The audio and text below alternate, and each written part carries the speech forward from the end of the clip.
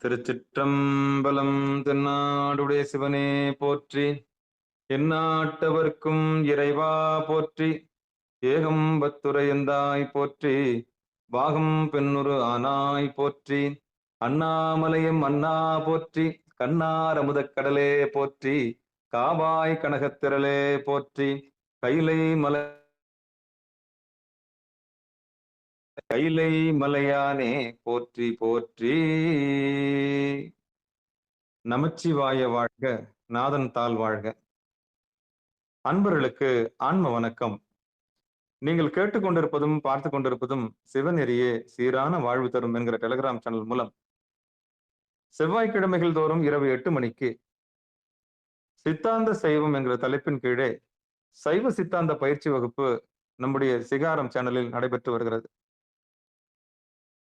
அந்த வகையில சிவபெருமானுடைய பெரும் கருணையினாலே 14 சாஸ்திரங்களில் திருவருட்பயன் என்கிற நூலை தற்போது சிந்தித்து வருகிறோம். இந்த நூலை நமக்கு எல்லாம் எடுத்து ஏம்புவதற்காக, போதிப்பதற்காக சேலம் மாவட்டம் ஆத்தூரில்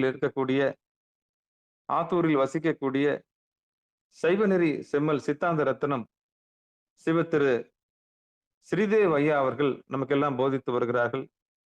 அவர்களுடைய பொற்பாதங்களையும் நிகழ்ச்சிக்கு வந்துள்ள அடியார் பெருமக்களுடைய பொன்னார் திருவடிகளையும் மனமொழி மெய்களாலே வணங்கி நிகழ்ச்சிக்குள் இனிதே நுழைவோம். திருச்சிற்றம்பலம். ஊழியர்கோன் வெப்பொழித்த புகழியர்கோன் கடல் போற்றி, ஆழிமிசை கல்மிதப்பில் அணைந்த பிரானடி போற்றி, வாழி திருநாவலூர் வந்தொண்டர் பதம் போற்றி, ஊழிமொழி திருவாத ஊரர் திருத்தால் போற்றி போற்றி. கைத்தல நீரை கனி அப்பமோடவுள் போரி, கப்பிய கரிமுகன் அடிபேனியே, கற்றிடும் அடியவர் புத்தியில் உரைபவன், கற்பகம் என வினை கடித்தேகும், மத்தமும் மதியமும் வைத்திடும் மரன் மகன், மற்போரு தீரல் போய மதையானை, மத்தள வயிரனை உத்தமி பூதல்வனை, மட்டவிழ் மலர் கொடு பணிவேனே, முத்தமிழ் அடைவினை முற்படுகிரிதனில் முற்பட எழுதிய முதல்வோனே, முப்பூரம் ஏறி செய்த அச்சிவனுரை ரதம் அச்சது போடி செய்த அதிதீரா, அத்துயரது கொடு சுப்பிரமணிப்படும் அப்புன மதனிடை இபமாகியே, அக்கூற மகளுடன் அச்சிறு முருகனை அக்கண மனமருள் பெருமாளே, அக்கூற மகளுடன் அச்சிறு முருகனை அக்கண மனமருள் பெருமாளே. ஐயா வாங்கய்யா, இனி நிகழ்ச்சிக்குள் இனிதே நுழைவோம். ஐயா வாங்கய்யா. சிவாயனம் சிவாயனம்.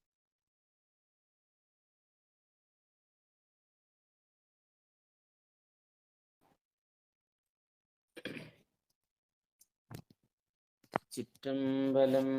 தென்னாடுடைய சிவனே போற்றி, நாட்டவர்க்கும் இறைவா போற்றி, ஏகம்பத்துரை அந்தாய் போற்றி, பாகம் பெண்ணுரு ஆனாய் போற்றி, அண்ணாமலையம் அண்ணா போற்றி, கண்ணாரமுதக் கடலே போற்றி, காவாய் கனகத்திரளே போற்றி, கைலை மலையானே போற்றி போற்றி, குவளை கண்ணி கூரன் காண்க அவளும் தானும் உடனே காண்க, ஊழியர்கோன் வெப்பொழித்த புகழியர்கோன் கடல் போற்றி, ஆழிமிசை கல்விதப்பில் அணைந்த பிரானடி போற்றி, வாழி திருநாவலூர் வன்தொண்டர் பதம் போற்றி, ஊழிமலி திருவாத ஊரர் திருத்தாள் போற்றி போற்றி, சைவத்தின் மேல் சமயம் வேறு இல்லை அதில் சார் சிவமாம்,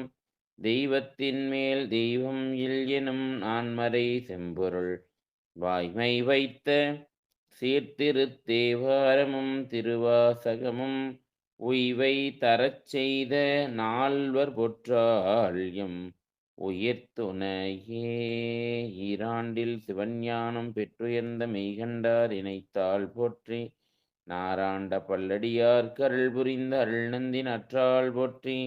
நீராண்ட கடந்தை நகர்மறை ஞான சம்பந்தர் நிழல்தாள் போற்றி. சீராண்ட தில்லை நகர் உமாபதியார் செம்பதுமத் திருத்தாள் போற்றி போற்றி. தூக்குசீர் திருத்தொண்டர் தொகை விரிவாக்கினால் சொல்ல வல்ல பிரான் எங்கள் பாக்கிய பயனாம் பதி குன்றைவாள் சேக்கிழான் அடி சென்னி இருத்துவாம். கைலாயப் பரம்பரையில் சிவஞான போதநெறி காட்டும் வெண்ணை பயில் வாய்மை மெய்கண்டான் சந்ததிக்கோர் மெய்ஞான பானுவாகி குயிலாரும் பொழில் திரு ஆவடுத்துறைவாள் குரு நமச்சிவாய தேவன் கைலாதி மரபுடையோன் திருமரபு நீரோழி தழிக மாதோ. திருச்சிற்றம்பலம். திருச்சிற்றம்பலம். ஈர்த்தனை ஆட்கொண்ட எந்த பிரான் அகிலாண்டேஸ்வரி அம்மையுடனாக அருள்மிகு காய நிர்மலேஸ்வர பெருமானுடைய திருவடிகளையும் அடியேனை இச்செந்நெறியில் ஆட்படுத்திய ஆசிரிய பெருமக்களுடைய திருவடிகளையும் எனது ஞான ஆசான் ஞானகுரு விக்ரமசிங்கபுரம் கா சண்முகமையா அவர்களுடைய திருவடிகளையும் இந்த ஞான நிகழ்வில் கலந்து கொள்ள வந்திருக்கின்ற அனைத்து அடியார் பெருமக்களுடைய திருவடிகளையும் மனம் மொழி மெய்களால் வணங்கி இந்த ஞான வேள்வியினை தொடங்குவோம். திருச்சிற்றம்பலம். நம்ம சென்ற வகுப்புல இந்த பதிமுதுநிலை அப்படிங்கிற முதல் தலைப்பு 10 பகுதியாக இந்த திருவருட்பயன்கிற அந்த நூலை குறள் வடிவில் அமைத்திருக்கிறார் உமாபதி சிவாச்சாரியாருங்கிறத பார்த்தோம். அதுல முதல் அதிகாரமாக 10 அதிகாரத்துல முதல் அதிகாரம், ஒவ்வொரு அதிகாரத்துக்கும் 10 குறள் இருக்கும். அதுல முதல் அதிகாரம் பதிமுதுநிலை அப்படின்னு பார்த்தோம். அப்ப பதி என்றால் என்ன அப்படின்னு பார்க்கணும் இல்லையா? பார்த்தோம் அதெல்லாம். அதாவது அவன் அறிவு சொரூபியாக இருக்கக்கூடிய நிலையில அவனுக்கு சிவம் என்றும், நமக்காக அவன் ஐந்தொழில் செய்வதற்காக அந்த உயிர்கள் மீது அவன் கருணை கொண்டு இறங்கி அருள் செய்யக்கூடிய நிலையில் ஐந்தொழில் செய்யும் இறைவன் பதி என்றும் இல்லையா? அது சிவபெருமானுடைய தடத்த நிலைன்னு சொன்னோம் இல்லையா? அவன் பிற பொருளோட கலக்கிற நிலைக்கு தடத்த நிலை என்றும், எந்த பொருளையும் கலக்காம தனியாக நிற்கக்கூடிய நிலைக்கு சிவம் என்றும், அதாவது அதை சொரூப நிலை என்றும் சொல்றோம். அப்ப பெருமான் நமக்காக இறங்கி வந்துருக்கின்ற நிலைய தடத்த நிலைனும், அவன் இறங்காம அறிவு சொரூபியா இருக்கக்கூடிய நிலை சிவம் என்பதையும் நாம் பார்த்தோம் இல்லையா? அந்த சிவம் என்பதை பொதுவாக இருநிலைக்கும் நம்ம கொள்வதுண்டு. பதினா தலைவன். இவன் உயிர்களையும் உலகங்களையும் தனக்கு உடைமை பொருளாக கொண்டு அதற்கெல்லாம் இவன் தலைவனாய் இருந்து அவற்றை ஆள்பவனாக இருப்பவன். அது அவன் தான் பதிங்கிறோம் இல்லையா? அப்புறம் அந்த பதியினுடைய முது அப்படின்னா முதிர்ந்த அறிவை குறிக்கக்கூடியது. அத முது அப்படின்னா அந்த ஞானமயமாய் நிற்கக்கூடிய அந்த முதிய நிலை. அதாவது முது என்றால் பழமை இல்லை? எல்லா பொருள்களுக்கும் முற்பட்ட பொருளாய் பழம்பொருளாய் பெருமான் இருக்கக்கூடிய அந்த நிலை, அந்த இறைவனை தான் முது முதல்வன், அந்த இறைவியை பழையோள் அப்படின்லாம் சங்க இலக்கியங்கள் சொல்றது. அதனால இந்த பதி முதுநிலை என்பதற்கு அந்த பதி பொருளின் அனாதி நித்திய நிலைமையான அந்த முது பதி நிலை அப்படின்னு அதை மாற்றி அந்த சொற்களை நம்ம சொல்வதுண்டு. இறைவனுக்கு அறிவு அவன் முழுக்க முழுக்க அவன் அறிவு சுரூபியாக இருந்து அந்த பதியின் ஞானமயமான நிலை இல்லையா? ஞானம்தான் அவனுக்கு வடிவம் இல்லையா? அறிவு தான் அவனுக்கு வடிவம் இல்லையா? அப்படிப்பட்ட பெருமானுக்கு இருக்கக்கூடிய ஞானம் அது பேரறிவு. இந்த நம்ம போன்ற பசுக்களுக்கு இருக்கக்கூடிய ஞானம் சிற்றறிவு இல்லையா? அதனால பேரறிவு பொருளாய் முற்றுப்பொருளாய் அந்த பதிப்பொருளுக்கு ஒரு தனிச்சிறப்பு உண்டு. அதனாலதான் அந்த பதிய சர்வஜன், சர்வமும் அறிந்தவன். இந்த பசு ஆகிய நாம கிஞ்சுஞன், நாம அறிவித்தால் அறியக்கூடிய அறிவு. பாசங்கிறது அஞ்ஞானம், அது அறிவில்லாதது அப்படின்னு அந்த நிலைங்கிறது இயல்பு. அப்படிப்பட்ட பதியினுடைய இயல்பு எப்படிப்பட்டதுன்னு நம்ம இந்த சென்ற வகுப்புல நம்ம பார்த்தோம். அதுல முதல் குறளை பார்த்தோம் இல்லையா? அகர உயிர் போல் அவன் அறிவாகி எங்கும் நிகரில் இறை நிற்கும், நிறைந்து நிற்கும்னு பார்த்தோம் இல்லையா? அப்ப அந்த பெருமான் எப்படி இருக்கான்? அகரம் போல் நிற்கின்றான் அப்படின்றோம். இல்லையா? அகர உயிர் போல். இல்லையா? அப்ப அகரம் என்னும் எழுத்து போல்.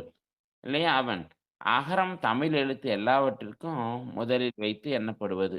இல்லையா? அதனால அதாவது அத நம்ம சொல்லும்போது, அது எழுத்த குறிக்காம அங்காத்தல், அதாவது வாய் திறக்கிறது அப்படிங்கிறத நம்ம பார்த்தோம். அது ஒருவன் வாயை திறந்தவுடன் இயல்பாகவே எழக்கூடிய ஒலி அந்த அகரம்.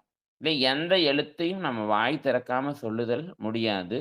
அதனால அந்த அகர ஒலி தான் எல்லா எழுத்துக்களும் கலந்து நின்று, அந்த எழுத்துக்களை இயக்கும். அப்புறம் அந்த கலந்து நின்று அந்த எழுத்துக்கள இயக்கறது மட்டும் இல்லாம, அந்த எழுத்தா இருந்து இயங்குவதும் யார் அப்டின்னா, அந்த பெருமானா தான் இருக்கான். இல்லையா? அதனால இங்க அததான் சொன்னார். அவன் அகர உயிர் போல், அப்புறம் அவன் அறிவா அப்புறம் உடலுக்கு உயிர் போல், அப்புறம் அவன் அறிவாகி நிற்கிறான். அவன் எங்கும் நிற்கிறான். இல்லையா? அதெல்லாம் நம்ம பார்த்தோம். இல்லையா? அப்ப அவன் அந்த பெருமான் அறிவாகி நிற்கிறான் அப்படின்னா, சடப்பொருள். இப்ப அகரம்ங்கிறது அந்த எழுத்து, அது நாதம், அது சடம் சொல்றோம். அதனால அந்த சடம் போல இல்லாம, அவன் உடலுக்கு பிராணன் போல் எழுத்துக்களுக்கு ஆதாரமாய் நிற்பது போல, அவன் அறிவாகியும் நிற்கிறான். அதாவது அந்த சடமான அகரம் போல இல்லாம, அவன் அறிவு சொரூபியாக பெருமான் நிற்கிறான்ங்கிறது அறிவாகி. அப்புறம் எங்கும் நிற்கிறான் அப்படின்னு பார்த்தம்போது, எங்கும் அப்படின்னா, எங்கெங்க நிக்கிறான் அப்படின்னா, தன்னளவில் அதாவது அந்த சொரூப நிலைன்னு சொன்னோம்ல, அந்த சிவமாவும் நிற்பான். அவன் சடப்பொருளையும் கலந்து நிற்பான், சித்துப் பொருள்களையும் கலந்து நிற்பான். தனக்கு வேறான எல்லா பொருள்களிலும் அவன் உள்ளும் புறமும் நிறைந்து நிற்பான்ங்கிறத எங்கும். நிகரு இல் இல்லையா? நிகரே இல்ல. பெருமானுக்கு யார் நிகர் அவனுக்கு சொல்ல முடியும். அதனால அவனுடைய கருணையிலயும் அவனுக்கு நிகர் இல்ல. அவன் ஆற்றல்லயும் அவனுக்கு நிகர் இல்ல. அவனுடைய அறிவிலயும் நிகர் இல்ல. அதனால அவன் நிகரில் இறையி இல்லையா? உவமிக்கவே முடியாத ஒப்பில்லாத உயர்வுடைய பொருள் அந்த இறைவன். அவனுக்கு இன்னொரு பொருள நம்ம என்ன பண்ண முடியாது? சொல்ல முடியாது. ஒப்பு, உயர்வுன்னு என்ன பண்ண முடியாது? அந்த பெருமானுக்கு இணையாக இன்னொரு பொருள நம்ம சொல்லவே முடியாது. அதனால அந்த பெருமான், அவன் நிகரில் இறை நிற்கும். இல்லையா? அப்ப எப்படி நிற்பான் அப்படின்னா, தன்னுடைய பொது நிலையான சிவமாவும் பதியாவும் நிற்பான். சிறப்பு நிலையான சிவமாவும் நிற்பான். இல்லையா? அப்புறம் எந்த காலத்திலும் நிற்பான். எந்த காலனாலும் அவன் நிலையாக இருப்பான். மாறுபாடின்றி நிற்பான். அவன் அறிவுல எந்த விதமான மாறுபாடும் இருக்காது. அப்புறம் அவன் ஒரு தன்மைத்தாய ஒரே தன்மையுடன், அந்த கருணைங்கிற ஒரு தன்மையுடன் நித்தப் பொருளாய் அந்த பெருமான் எப்பயும் நிற்பான். அதான் நிற்கும், நிறைந்து. அப்படி நிறைந்து நிற்பான்றதையும் பார்த்தோம். இல்ல அதான் நிறைந்துங்கிறது எல்லா பொருளையும் தனக்குள்ள அடக்கிக் கொண்டு நிற்பான். அதான் ஔபச்சிக லேடிகமாய் அந்த உள்ளும் புறமும் நிறைந்த நிறைவாய் மணிவாசக பெருமான் சொல்றது போல, "எள்ளும் எண்ணெயும் போல் நின்ற எந்தையே" அப்படின்னு இந்த பாடல்ல ஒரு 6 தலைப்பா சொல்றார். 6 கருத்துக்கள சொல்றார். 6 குணங்களா சொல்றார் பெருமானுடைய குணத்த. அதாவது எழுத்துக்களுக்கு அவன் அகரம் போல் நிற்பன். உடலுக்கு உயிர் போல் நிற்பன். பேரறிவு மயமாய் நிற்பன். எங்கும் நிற்பன். எதிலும் நிறைந்து நிற்பன். நிகரின்றி நிற்பன். அப்படின்னு 6 குணங்கள் சொல்றார். இந்த 6 குணங்கள் கொண்டவனுக்கு தமிழ்ல பகவன் அப்படின்னு பேரு. ஆதி பகவன், முதற்றே உலகுன்னு சொன்னாரா இல்லையா? அப்ப பகவன் அப்படின்னா, அந்த 6 குணங்களை கொண்டவன் அப்படின்றது, அதுல முதல் குணம் அவன் அகர உயிர் போல் நிற்பது தான் அவனுடைய முற்றறிவு. அப்புறம் எங்கும் நிற்பன். அதனால அவன் அளவில்லாத ஆற்றலுடையவன். அவன் நிறைந்து நின்று என் அப்படிங்கிற சொல்லால அவன் பேரருள் உடையவன். அவன் உடலுக்கு உயிர் போல் இருப்பவன் அப்படின்னா, தன்வயம் உடையவனாக இருக்கிறான். அவன் அறிவாகி நிற்கின்றான்னா, பேரறிவு மயமாய் நிற்கிறான். நிகரில் இறை அப்படிங்கிறது வரம்பில்லாத இன்பமுடையவன். அந்த 6 பொருளுக்கும் 6 குணங்களைச் சொல்லி, அந்த பாடல்ல பெருமான் அவனுடைய அந்த ஆதி நிலைய அந்த 6 குணங்களாக அந்த பதியினுடைய அந்த நிலைய நமக்கு சொல்றார். அப்புறம் 2வது பாடல்ல நம்ம பார்த்தோம்.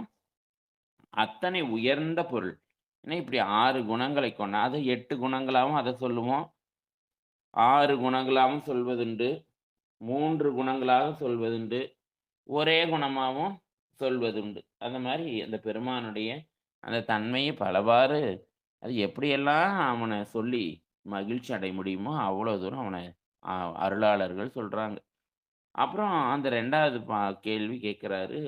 அத்தனை உயர்ந்த பொருள் அந்த பெருமான் இல்லையா? அத்தனை உயர்ந்த பொருளால நமக்கு, அதாவது நமக்குன்னா உயிர்களுக்கு என்ன பயன்? அப்படின்னு கேட்கிறாரு. இல்லையா? உயிர்களுக்கு என்ன பயன்? பெருமான் இப்படி இருக்கிறதுனால, அவன் இந்த பதியாக அவன் இறங்கி வந்திருக்கிறனால, இந்த உயிர்களுக்கு என்ன பயன்? அப்படின்னு கேட்கிறாரு.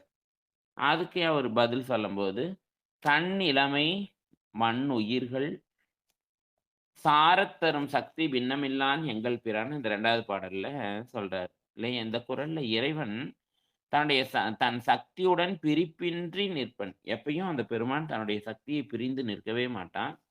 அந்த சக்தி தான் உயிர்கள் இறைவனை சார்வதற்கு துணை செய்வது அப்படிங்கிறத இங்க சொல்றார். அப்ப தன்னிலைமை அப்படின்னு சொல்றார். அதாவது எங்கள் பிரான் எப்படிப்பட்டவன் அப்படின்னா, அத முதல்ல அந்த கடைசியில இருக்க சொல்ல எடுத்துக்கணும். புத்தகம் வச்சிருந்தீங்கன்னா, உங்களுக்கு அது பயனுடையதா இருக்கும் வகுப்பு. வெறுமா காதுல கேட்டுட்டு இருந்தீங்கன்னா, உங்களுக்கு எதுவும் பயனுடையதா இருக்குமான்னு எனக்கு தெரியல. அதனால அத சொல்றார். கடைசியில எங்கள் பிரான் அப்படின்னு ஆரம்பிக்கிறார். எங்கள் பிரான் எப்படிப்பட்டவன் அப்படின்னா, எங்கள் அப்படின்னா அத பார்த்தோம் இல்லையா? எம் கூட்டல் கல் அப்படின்னா, எமக்கு இன்பக்காரணனாக இருக்கக்கூடிய பிரான்னா பிரியாதவன். அப்ப இந்த உயிர்களை பெருமான் கணப்பொழுதும் பிரியாதவன். இல்லையா? அப்படிப்பட்ட சிவபெருமான் தன்னுடைய நிலைமையை இல்லையா? அதாவது அந்த தன்னிலைமைங்கிறது தனது தன்மை இல்லையா? அதாவது அந்த பெருமானுடைய வியாபகத் தன்மையான எண்குணங்கள், 8 குணங்கள சொன்னோம். அந்த தன்னிலைமை அப்படிங்கிறது பெருமான் பிறப்பு, இறப்பு இல்லாதவன், அவன் மாறாதவன், அவன் அறிவானவன், அவன் ஆனந்தமயமானவன். அதாவது சத்து, சித்து, ஆனந்தம்னு சொல்றோம் இல்லையா? அவன் சத்துனா அவன் நிலையானவன், மாறாதவன். சித்துனா அறிவுடையவன், ஆனந்தமயமுடையவன் அப்படின்னு அவன சொல்றோம். அந்த 8 குணங்கள் அந்த தன்வயமாதல், அந்த பெருமானுக்கு இருக்கிய அந்த 8 குணங்கள சொல்றார். முதல்ல அது அவன் தூய உடம்பு இல்லையா? அப்ப அவனுக்கு தூய உடம்பினன்னு சொல்லும்போது, இப்ப நமக்கெல்லாம் அந்த மாயையிலிருந்து அதாவது நமக்கு குடுத்திருக்கிற இந்த உடம்பெல்லாம் நமக்கு அந்த அதாவது அ ஒவ்வொரு 3 வகை ஆன்மாக்களுக்கும் 3 வகையான மாயையிலிருந்து தான் உடம்ப பெருமான் குடுக்குறான். இல்லையா? அப்ப போன்ற சகலருக்குலாம் பிரகிருதி மாயைன்னு சொல்லக்கூடிய அந்த கசடு அதாவது அ இந்த எண்ணெயெல்லாம் ஆட்டுறத பார்த்துருப்பீங்கன்னு நெனைக்கிறேன். எண்ணெயெல்லாம் ஆட்டிட்டு வந்து வச்சுட்டீங்கன்னா, மேல இருக்க பகுதி நல்லா தெளிவா இருக்கும். அப்புறம் அந்த நடுவுல இருக்க பகுதி கசடுடன் கலந்து இது கொஞ்சம் கொஞ்சம் கசடா இருக்கும்.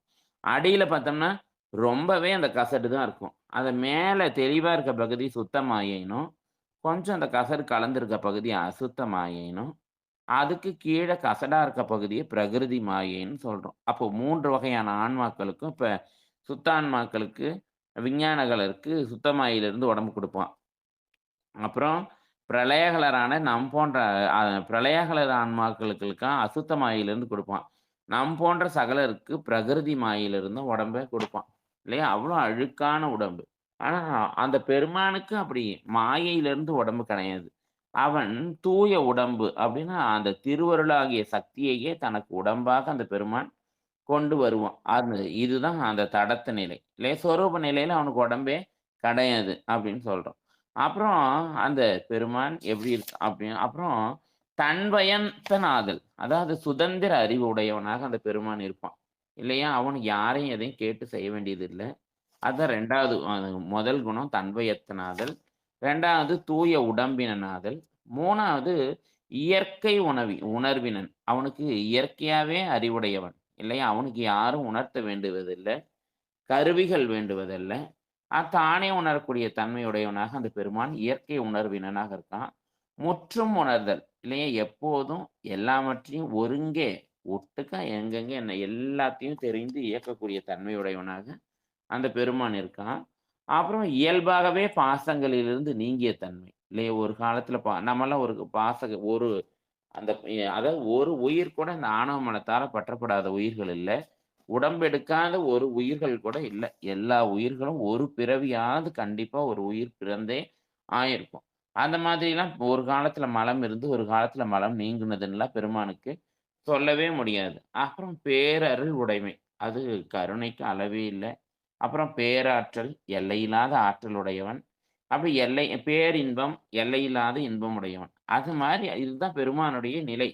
இப்படிப்பட்ட நிலைகள அதான் இந்த உயிர்களுக்கு, இந்த மண் உயிர்களுக்கு, அதாவது மண் உயிர்கள் அப்படின்னா, மண்ணி இருக்கின்ற உயிர்கள் இல்லையா? அப்போ மண்ணி அப்படின்னா, அது நிலைத்த உயிர்கள். தன் இனமான இந்த உயிர்கள். அததான் மண்ணுயிர்கள்ன்னு சொல்றாரு. இல்லையா? தன்னினம்னா பெருமானும் அறிவு சொரூபியா தான். அப்புறம் அதுபோல இந்த உயிர்களும் அறிவுடையது தான். அதனால அந்த அறிவைக் கொண்டு இதை தன்னினம்ங்கிறாரு. இல்லையா? அப்படி அந்த இறைவனைப் போல என்றும் உள்ள பொருள் இந்த உயிர். அது அறிவு பொருள்ங்கிறதும் அந்த மண்ணுயிர்களுக்கு தன்னுடைய நிலைமை. அதாவது மேல சொல்லப்பட்ட இந்த பிறப்பிறப்பில்லாத தன்மை, மாறாத தன்மை, அறிவுத்தன்மை, ஆனந்தத்தன்மையெல்லாம் இந்த உயிர்களுக்கு ஊட்டுவதற்காக தான் பெருமான் இதெல்லாம் இந்த உடம்ப எடுத்துட்டு வரான்னு சொல்றாரு. இல்லையா? அப்ப தன்னிலைமை, மண்ணுயிர்கள் அப்ப எல்லா உயிர்களுக்கும் அத கொடுக்க முடியுமா? அப்படின்னா, அது கொடுக்க முடியாது. அதனால சாரத் தரும்ங்கிறாரு. அப்ப அந்த பெருமானை அடைந்தால், அதாவது சாருதல் அப்படின்னா, அடைதல் அப்படின்னு அர்த்தம். அப்ப அந்த பெருமானை ஏன் அடையணும்? அப்படிங்குது. ஏன் அந்த பெருமான அடையணும் அப்படின்னா, இறைவன் அறிவு பொருள். உயிரும் அறிவு பொருள். அறிவு பொருள் வியாபகத்தன்மை உடையதாக இருக்கு. இல்லையா? எண்குணங்கள் உடையதாக இருக்கணும். ஆனா, இந்த உயிர் இந்த கீழான உலகத்து கூட சேர்ந்ததுனால, சிற்றறிவு உடையதாக இருக்கு. இல்லையா? இவ்வளோ அதாவது இந்த உயிருக்கு அறிவிக்க அறியும் தன்மை தான். இல்லையா? சிற்றறிவு உடைய உயிராக இருக்கு. வியாபகத்தன்மையா இருக்க வேண்டிய உயிரு, எப்படி இருக்கு அப்படின்னா, ரொம்ப சிற்றறிவு உடையதாக இருக்கு. இல்லையா? ஆ அது இயல்பா ஏன் அப்படின்னா, அது இயல்பாகவே ஆணவ மலத்தோட சம்பந்தம் உடையதாக இருக்கிறது. அதனால இந்த உயிரினுடைய வியாபகத்தன்மை எல்லாம் போயி, அணுத்தன்மை பெற்றிருக்கு. அணுத்தன்மைன்னா, அதனுடைய விரிந்த வியாபக அறிவு எப்படி இருக்கு அப்படின்னா, ரொம்ப அணுத்தன்மை. அதாவது ஏகதேசத்தன்மை. ஒரு நேரத்துல ஒரு கருவி கொண்டு ஒரு பொருள மட்டும் தான் செய்ய முடியும். உணர முடியும். ஒரு கருத்துல மட்டும் தான் இது கவனத்த செலுத்த முடியும். அதுக்கு ஒரு ஒரு காட்சி இவன் பார்க்கணும்னாவே அவனுக்கு 8 கருவிகள் செயல்படணும். அப்பதான் ஒரு காட்சி. ஒரு செய்திய காதுல கேட்கணும்னா 8 கருவிகள் என்ன பண்ணணும்? செயல்படணும். அந்த மாரி ஏன் அப்படி இருக்கு அப்படின்னா, இவன் ஆணவ மலத்துடைய அதாவது அறிவு பொருளான இறைவன் கூட சேராம, ஆணவ மலத்தை பற்றியதுனால, இவனுடைய அறிவு எப்படி இருக்கு அப்படின்னா, விரிந்த வியாபகமா அவ்ளோ பெருமானுடைய அறிவு எவ்வளவோ அந்த அளவுக்கு வியாபகமா இருக்க வேண்டிய இவனுடைய அறிவு அணுத்தன்மை பெற்று இல்லையா? ரொம்ப அ அ அறிவு அணுவாயிடுச்சு. விரிந்த அறிவு அணுவாயிடுச்சு. அதனால இவனுடைய அறிவு போயி இவனுக்கு அறியாமை உடையதாகவும், இல்லையா? தனக்குரிய அந்த இன்பத்தை அனுபவிக்க இயலாததாகவும் இருக்கிறது. இல்லையா?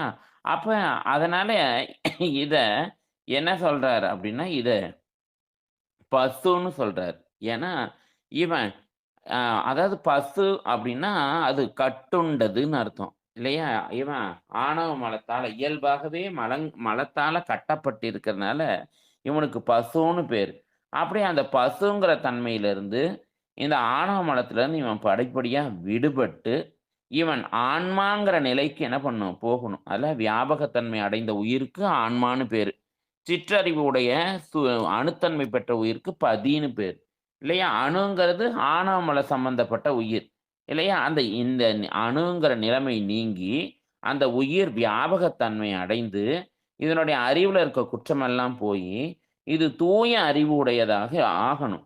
இல்லையா? அதாவது அந்த துன்பமெல்லாம் போயி, இன்பம் அனுபவிக்கும் தன்மை உடையதாக இந்த உயிர் ஆக வேண்டும். அதனால இந்த உயிர் தனது அந்த பசுத்தன்மை நீக்கி, சிவத்தன்மை அடைதல் வேண்டும். ஏன்னா, இவனுக்கு ஆணவமல சம்பந்தத்திலிருந்து விடுபடணும்னாலும், இவனுடைய அறிவு தூய்மையுடையதாக இருக்க வேண்டும்னாலும், இவன் இன்பமயமாக இருக்க வேண்டும் அப்படின்னாலும், இந்த உயிர் முதல்ல அந்த விடுபடணும். அந்த ஆணவ மலத்திலிருந்து விடுபடணும். அப்படி விடுபடுறதுக்காக தான் விடுபட்டா தான் இந்த உயிர் தனது அந்த பசுத்தன்மையிலிருந்து நீங்கி, அந்த சிவத்தன்மைய அடையும். இல்லையா? அந்த சிவத்தன்மை அடைந்தாலும், இந்த உயிர் சிவமாகாது. அதாவது சிவனுடைய தன்மைய அடையுமே ஒழிய, சிவத்தன்மை சிவனாகாது. அந்த அப்ப அந்த உயிருக்கு இந்த வியாபக தன்மையையும், இந்த இன்பத்தையும் அனுபவிக்கும் தன்மையையும் இந்த உடைய அந்த உயிராகவே இருக்கும். அதனால இங்கு இந்த இன்பம் அப்படின்னு சொல்றது அந்த சிவானந்த இன்பத்த தான். அப்படி இத இத நமக்கு குடுக்கணும். இல்லையா? அத குடுப்பது இந்த நிலைமைக்கு நாமள இப்ப இந்த ஆணவ மலத்திலிருந்து விடுபட்டு, இந்த அந்த பசுங்கிற தன்மை போயி, இவனுடைய அறிவுல இருக்க அழுக்கு போயி, இவன் அந்த வியாபகத்தன்மை அடையணும் அப்படிங்கிறதுக்காக தான், பெருமான் என்ன பண்றான்? இந்த அந்த பதிங்கிற தன்மைக்கு இறங்கி வரான். அப்ப இப்படி எப்படி ஆக முடியும் அப்படின்னா, அவனை அடைய அப்படின்னு சொல்றார். அப்ப அவன சார்ந்தா தான் நமக்கு இந்த மாரி தன்மைலாம் என்ன பண்ணும்? கிடைக்கும். அவன விட்டுட்டா, இந்த தன்மை நம்மள விட்டு நீங்கிடும். நாம தான் இந்த நிலைக்கு வந்துட்டோமே அப்படின்னு நெனச்சு இந்த வழிபாடெல்லாம் செய்யாம விட்டோம்னு வச்சுக்கங்க, திரும்ப பழைய நிலைக்கே போயிடுவோம். ஏன் அப்படின்னா, இப்ப நமக்கு ஒரு கண் இல்லாதவன் கண்ல படலம் இருக்கு. அந்த கண்ல இருக்க படலத்த உரிச்சுட்டா, அவனுக்கு நல்லா கண்ணு தெரியுது. எனக்கு தான் கண்ல ஒளி வந்துருச்சே அப்படின்னு சூரியனே இல்லாம இருந்தாலும் தெரியுங்கிற நிலைமைக்கு போயிட்டான்னு வச்சுக்கங்க. சூரிய வெளிச்சம் போயிடுச்சுன்னா, கண்ல பார்வையும் ஒண்ணும் தெரியாது. அதனால எப்பயும் சூரியன் போல அந்த பெருமானுடைய அந்த வழிபாட்ட நம்ம தொடர்ந்து செஞ்சுட்டே இருக்கணும். அததான் சாரங்கிறாரு. அப்ப அவனை எப்படி சார முடியும்? எப்படி அடைய முடியும்? அப்படின்னா, அதுக்கு ஒரே ஒரு வழி என்ன அப்படின்னா, வழிபாடு ஒண்ணுதான். அதாவது வழிபாடுன்னா, நாம நெனச்ச மாரியெல்லாம் செய்யறது வழிபாடு இல்ல. அதாவது ஒவ்வொருத்தரும் ஒவ்வொரு மாரி சொல்றாங்க. இந்த மாரி நம்ம ஆலயத்துலலாம் போய் செய்ய தேவையில்ல. நாம வந்து அ பாவனையாலே எல்லாம் பண்ணிடலாம் அப்படின்னு சொல்றானா இல்லையா? அப்படி ஒரு சமயத்துக்காரன் சொல்றான். பாவனையாலேயே நம்ம உட்காந்து செய்யற மாரியே நம்ம பாவனையிலேயே எல்லாம் பெருமானுக்கு பண்ணிக்கிட்டே இருந்தோம்னா, அந்த பாவனையாலேயே நம்ம பெருமான அடைஞ்சிடலாம் அப்படின்னு சொல்றான். அதுக்கு ஒரு சொல்றாரு. அது எப்படி இருக்கும்? அப்படி சொல்றான்னா, ஒரு பசித்து இருப்பவன் அந்த உணவு உண்டது போல கற்பனை பண்ணிக்கொண்டான்னா, அவன் பசி போயிடுமா? அப்படின்னா போகாது. இல்லையா? அப்ப அதுல உண்மை அதுல அந்த பாவனையினால பெருமானெல்லாம் ஏன்னா அவனுக்கு பேரே பாவனா அதீதன்னு ஒரு பேர் இருக்கு. பாவனையாலலாம் வெறும் கற்பனையாலலாம் பெருமான என்ன பண்ண முடியாது, அடைய முடியாது அப்படின்றதெல்லாம் சொல்றார். நம்ம சித்தாந்தத்திலேயே அதுக்கெல்லாம் அந்த கருத்து உடையவர்களை எல்லாம் மறுத்து, நமக்கு மெய்கண்டார் இதெல்லாம் சொல்றார். அதனால நாம நெனைக்கிறதெல்லாம் பண்றதில்ல. நாம அதாவது அதான் அதான் வழிபாடுங்கிறது. வழியில் படுதல். அந்த ஆகமத்திலயும், அந்த வேதங்கள்லயும் பெருமான் என்ன சொல்லியிருக்கான்? அப்படிங்கிறது அவனுடைய வழி. அதுதான் அவனை அடைவதற்குரிய வழிய தான் அந்த ஆகமங்கள்லயும், வேதங்கள்லயும் பெருமான் சொல்லியிருக்கான். அந்த ஆகமங்கள தான் நமக்கு சிவபெருமான் அந்த மெய்கண்ட சந்தானங்கள் வழியா நமக்கு சித்தாந்த நூல்களாக நமக்கு குடுத்துருக்கான். அப்புறம் அந்த வேதங்கள தான் நமக்கு அந்த திருமுறைகளாக நமக்கு பெருமான் குடுத்துருக்கான். இல்லையா? அப்ப அதுல என்ன சொல்றாங்களோ, அங்க எ என அங்க அங்க அவரு எப்படி வழிபடணும்? அதாவது "பூவார் மலர் கொண்டு அடியார் தொழுவார்ங்கிறாரு." இல்லையா? அப்புறம் விளக்கு ஏத்துறத சொல்றாரு. அப்போ ஒவ்வொன்னையும் அங்க சொல்றாரு. அப்ப அத சொல்றதையெல்லாம் நம்ம செய்யணும். இல்லையா? அப்ப அங்க அதுதான் அவன் காட்டுற அந்த வழியில நம்ம நடக்கணும். அந்த நூல் சொல்ற மாரி நாம அந்த நடந்தா, அதுதான் அவனை சாருதல். அதுதான் வழிபாடு. வழியில் படுதல். அவன் சொன்ன வழியில் நாம போதல். அதுதான் வழியில் படுதல். அதான் வழிபாடு. அப்படியே அந்த வழிபாட்டை நம்ம செய்தோம்னா, அந்த சிவபூஜைய அவன் ஆகமத்துல எப்படி சொல்லியிருக்கான்? அப்படிங்கிறத நாம செய்தோம்னா தான், அதுதான் அந்த பெருமானை அடைவதற்குரிய வழிங்கிறார். இல்லையா? ஏன்னா, அவன யார் சார்றாங்களோ, அவங்களுக்கு தான் அதெல்லாம் கிடைக்கும். அத சார்ந்தவர்க்கு இன்பங்கள் கொடுக்கும் அப்படின்னு சொல்றாரு. சார்ந்தவர்க்கு இன்பங்கள் தழைக்கும் வண்ணம்னு ஞானசம்பந்த பெருமான் சொல்றாரு. தன்னடைந்தார்க்கு இன்பங்கள் தருவானைன்னும் ஞானசம்பந்த பெருமான் சொல்றார். அதனால பக்குவம் வராத உயிர்கள் அந்த பக்குவத்தை பெறுமாறு அந்த உயிர்கள செலுத்தி, அப்புறம் அப்படி பக்குவம் அடைந்த உயிர்களை தன்னைப் போல அந்த பெருமான் செய்து, தன்னுடைய சக்தியாகி திருக்கருணையினால மாற்றமின்றி அந்த பெருமான் ஒருபடித்தாய் இல்லையா? நம் கையினால் நாம் அனைத்தும் செய்தார் போல, நங்கையினால் தான் அனைத்தும் செய்து கொண்டுன்னு சொல்றார். அதாவது அந்த சிவபூஜை கூட நாம செய்ய முடியாது.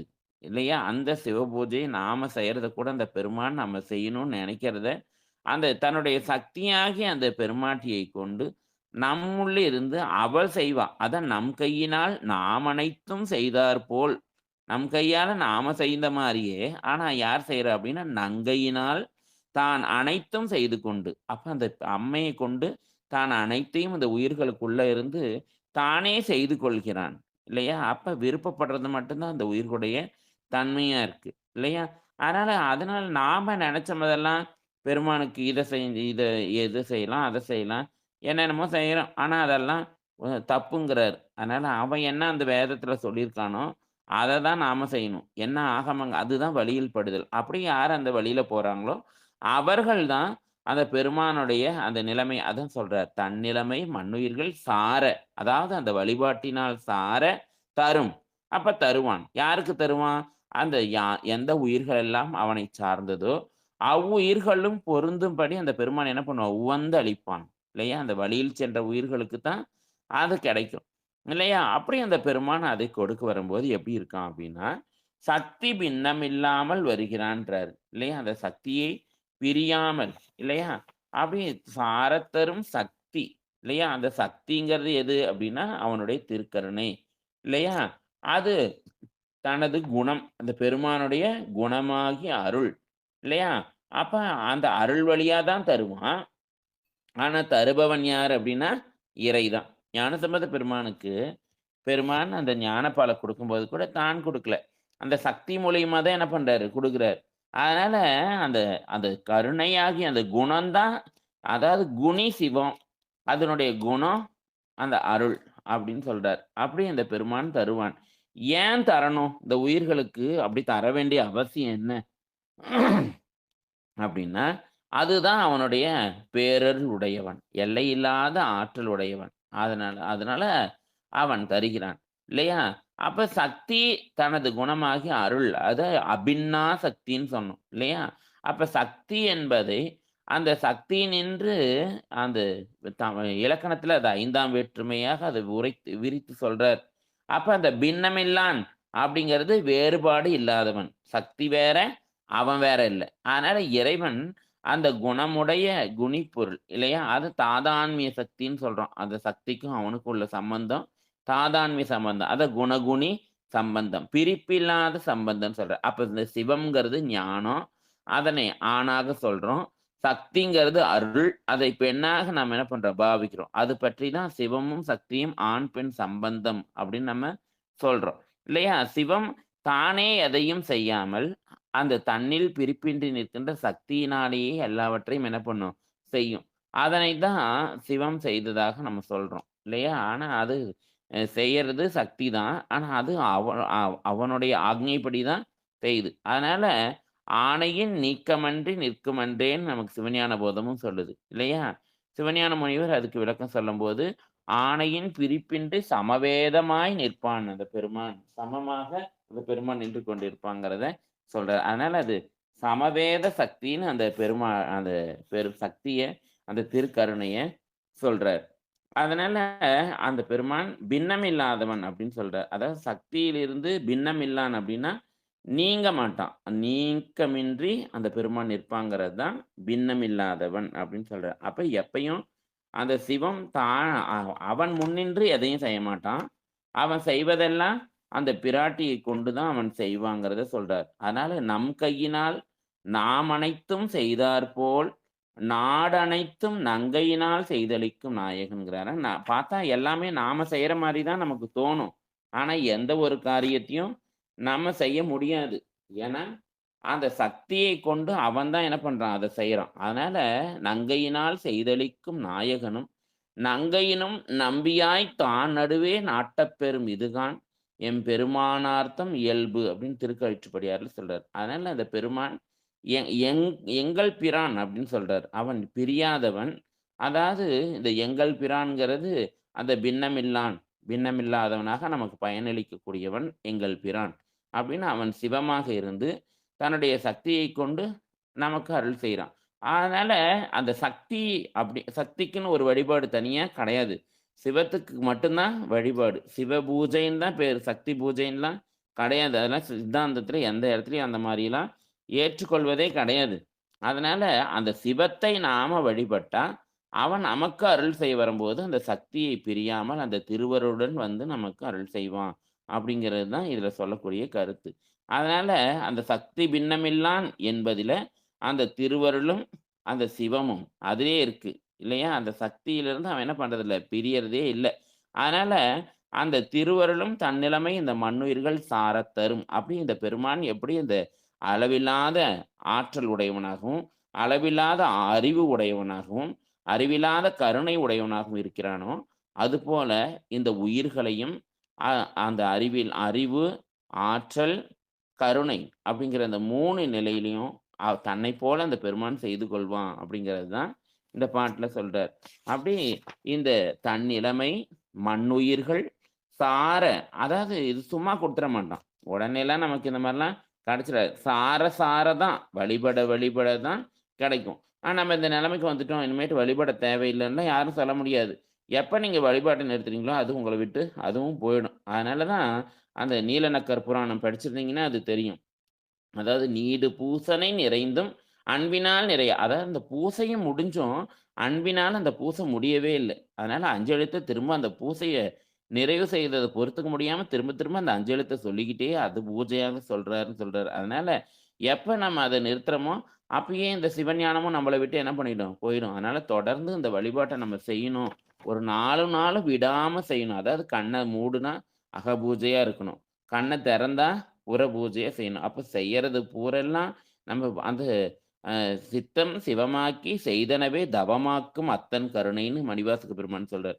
அப்ப நம்ம செய்யறது எல்லாமே தவத்தை நோக்கி இருக்கணும். அதான் தவம்னா என்ன அப்டின்னா, ஒண்ணு கண்ண மூடிக்கிட்டு நம்ம எதையாவது ஒண்ணு நெனச்சுட்டு உட்கார்ந்திருக்கிறது தவம்னு இங்க சித்தாந்தம் எந்த இடத்துலயுமே சொல்லல. அது இங்க தவம்னு சொல்றது என்னன்னா, பெருமானுடைய திருக்கோயில்ல சென்று சரீரத்தால் பணி செய்யணும். அதுதான் முதல்ல நம்ம சரிகைன்னு சொல்றோம். அப்புறம் கிரியை அப்படிங்கிறது, அந்த வெளியில பார்த்து பழகுன பெருமான, நம்ம சிவலிங்க திருமேனியில உருவமாக அந்த சரியை நிலையில பார்த்த பெருமான, சிவலிங்க திருமேனியில நம்ம பார்க்கறது கிரியை அப்படின்னு பேரு.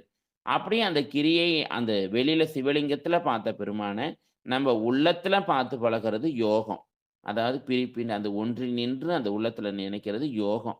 இல்லையா? அந்த 3யும் மட்டும் தான் இங்க தவம்னு சொல்றார். அதாவது ஆலயத்தில சென்று பணி செய்வது, அது உடம்பால செய்வது. அப்புறம் அந்த நம்ம கருவிகளை கொண்டு நம்ம செய்யறது, சிவலிங்கத்துக்கு நம்ம செய்யறது, அது கிரியைன்னும். உள்ளத்தால செய்வது, அது யோகம்னு சொல்றோம். அப்ப அந்த மனம், மொழி, மெய்கள் 3யும் கொண்டு இத ஒரு ஒ ஒருபா ஒருமைப்பாட்டுடன் செய்வத தான் நம்ம யோகம்னு சொல்றோம். இது 3 தான் தவம். பெருமான அடையறதுக்கு இத விட வேற வழியே இல்ல. எந்த கற்பனையும் கிடையாது. எந்த வழியினாலும் பெருமானை அடைவதற்கு எந்த ஒரு வழியும் கிடையாது. அவனை சார்ந்து சிவபூஜை செய்தா மட்டும் தான், அதுதான் அவன அடையறதுக்குரிய வழி. அப்போ அந்த பூஜையும் ஆ தடைபடாம நடந்துகிட்டே இருக்கணும். எப்பயும் அந்த பூஜை தொடர்ந்து நடந்துட்டே இருக்கணும். நான் பூஜைய முடிச்சுட்டேன்னு சொல்றதுக்கு அங்க வழியே கிடையாது. ஏன்னா, அத முடிச்சீங்கன்னா, உங்க ஞானம் போயிடும். அப்ப அந்த எப்பயுமே அந்த பூஜை நடந்துட்டே இருக்கணும் அப்படிங்கிறது தான் சொல்றாரு. அப்படி எந்த உயிர்கள் அவனை சார்ந்து இருக்கோ, அந்த உயிர்களுக்கு தான் அவன் தன்னுடைய நிலைமைய, தன்னுடைய அறிவையும், ஆற்றலையும், தன்னுடைய பேரின்பத்தையும் பெருமான் குடுப்பான். அப்படிங்கிறது தான் இந்த குறள்ல நமக்கு சொல்றார். அப்படி அந்த அத குமரகுருபரர் சொல்றார். சிதம்பரம் மும்மணி கோவையில, "சென்றவரை தாமாக்கும் தில்லைச் சிற்றம்பலத்து மன் மன்றவர்" அப்படின்னு சொல்றார். அது யாரெல்லாம் அந்த தில்லையில போய் அந்த பெருமானை பார்க்குறாங்களோ, அவங்கள எல்லாத்தையும் சிவமாக்கி விட்டுருவானாம் நடராஜா. எல்லாம் அங்க போய் எதெல்லாம் தரிசனம் பண்ணுதோ, அதெல்லாம் நடராஜாங்கிறார். அதனால அந்த "சென்றவரை தாமாக்கும் தில்லைச் சிற்றம்பலத்து மன்றவர்" அப்படின்னு சிதம்பரம் மும்மணி கோவையில சொல்றார். அதுவும் அ அருள்நந்தியும் சொல்றார். "வெண்ணை நல்லூர் மெய்கண்டான் என்று ஒருகால் மேவுவரேல் வேரின்மை கைக்கொண்டார் உள்ளத்துக் கண்கிறார்." ஒரு முறை யார் மெய்கண்டான் அப்படிங்கிற அந்த பேர சொல்றாங்களோ, அவர்கள் எல்லாரும் மெய்கண்டார் ஆவாங்கன்னு சொல்றார். இல்லையா? அது அந்த கை கண்டார். அது கை மேல அத நீங்க பார்க்கலாம். அத கை புண்ணுக்கு கண்ணாடி வேணுமான்னு கேட்பாங்கல்ல. அப்ப நீங்க மெய்கண்டார்ன்னு சொல்லி பாருங்க.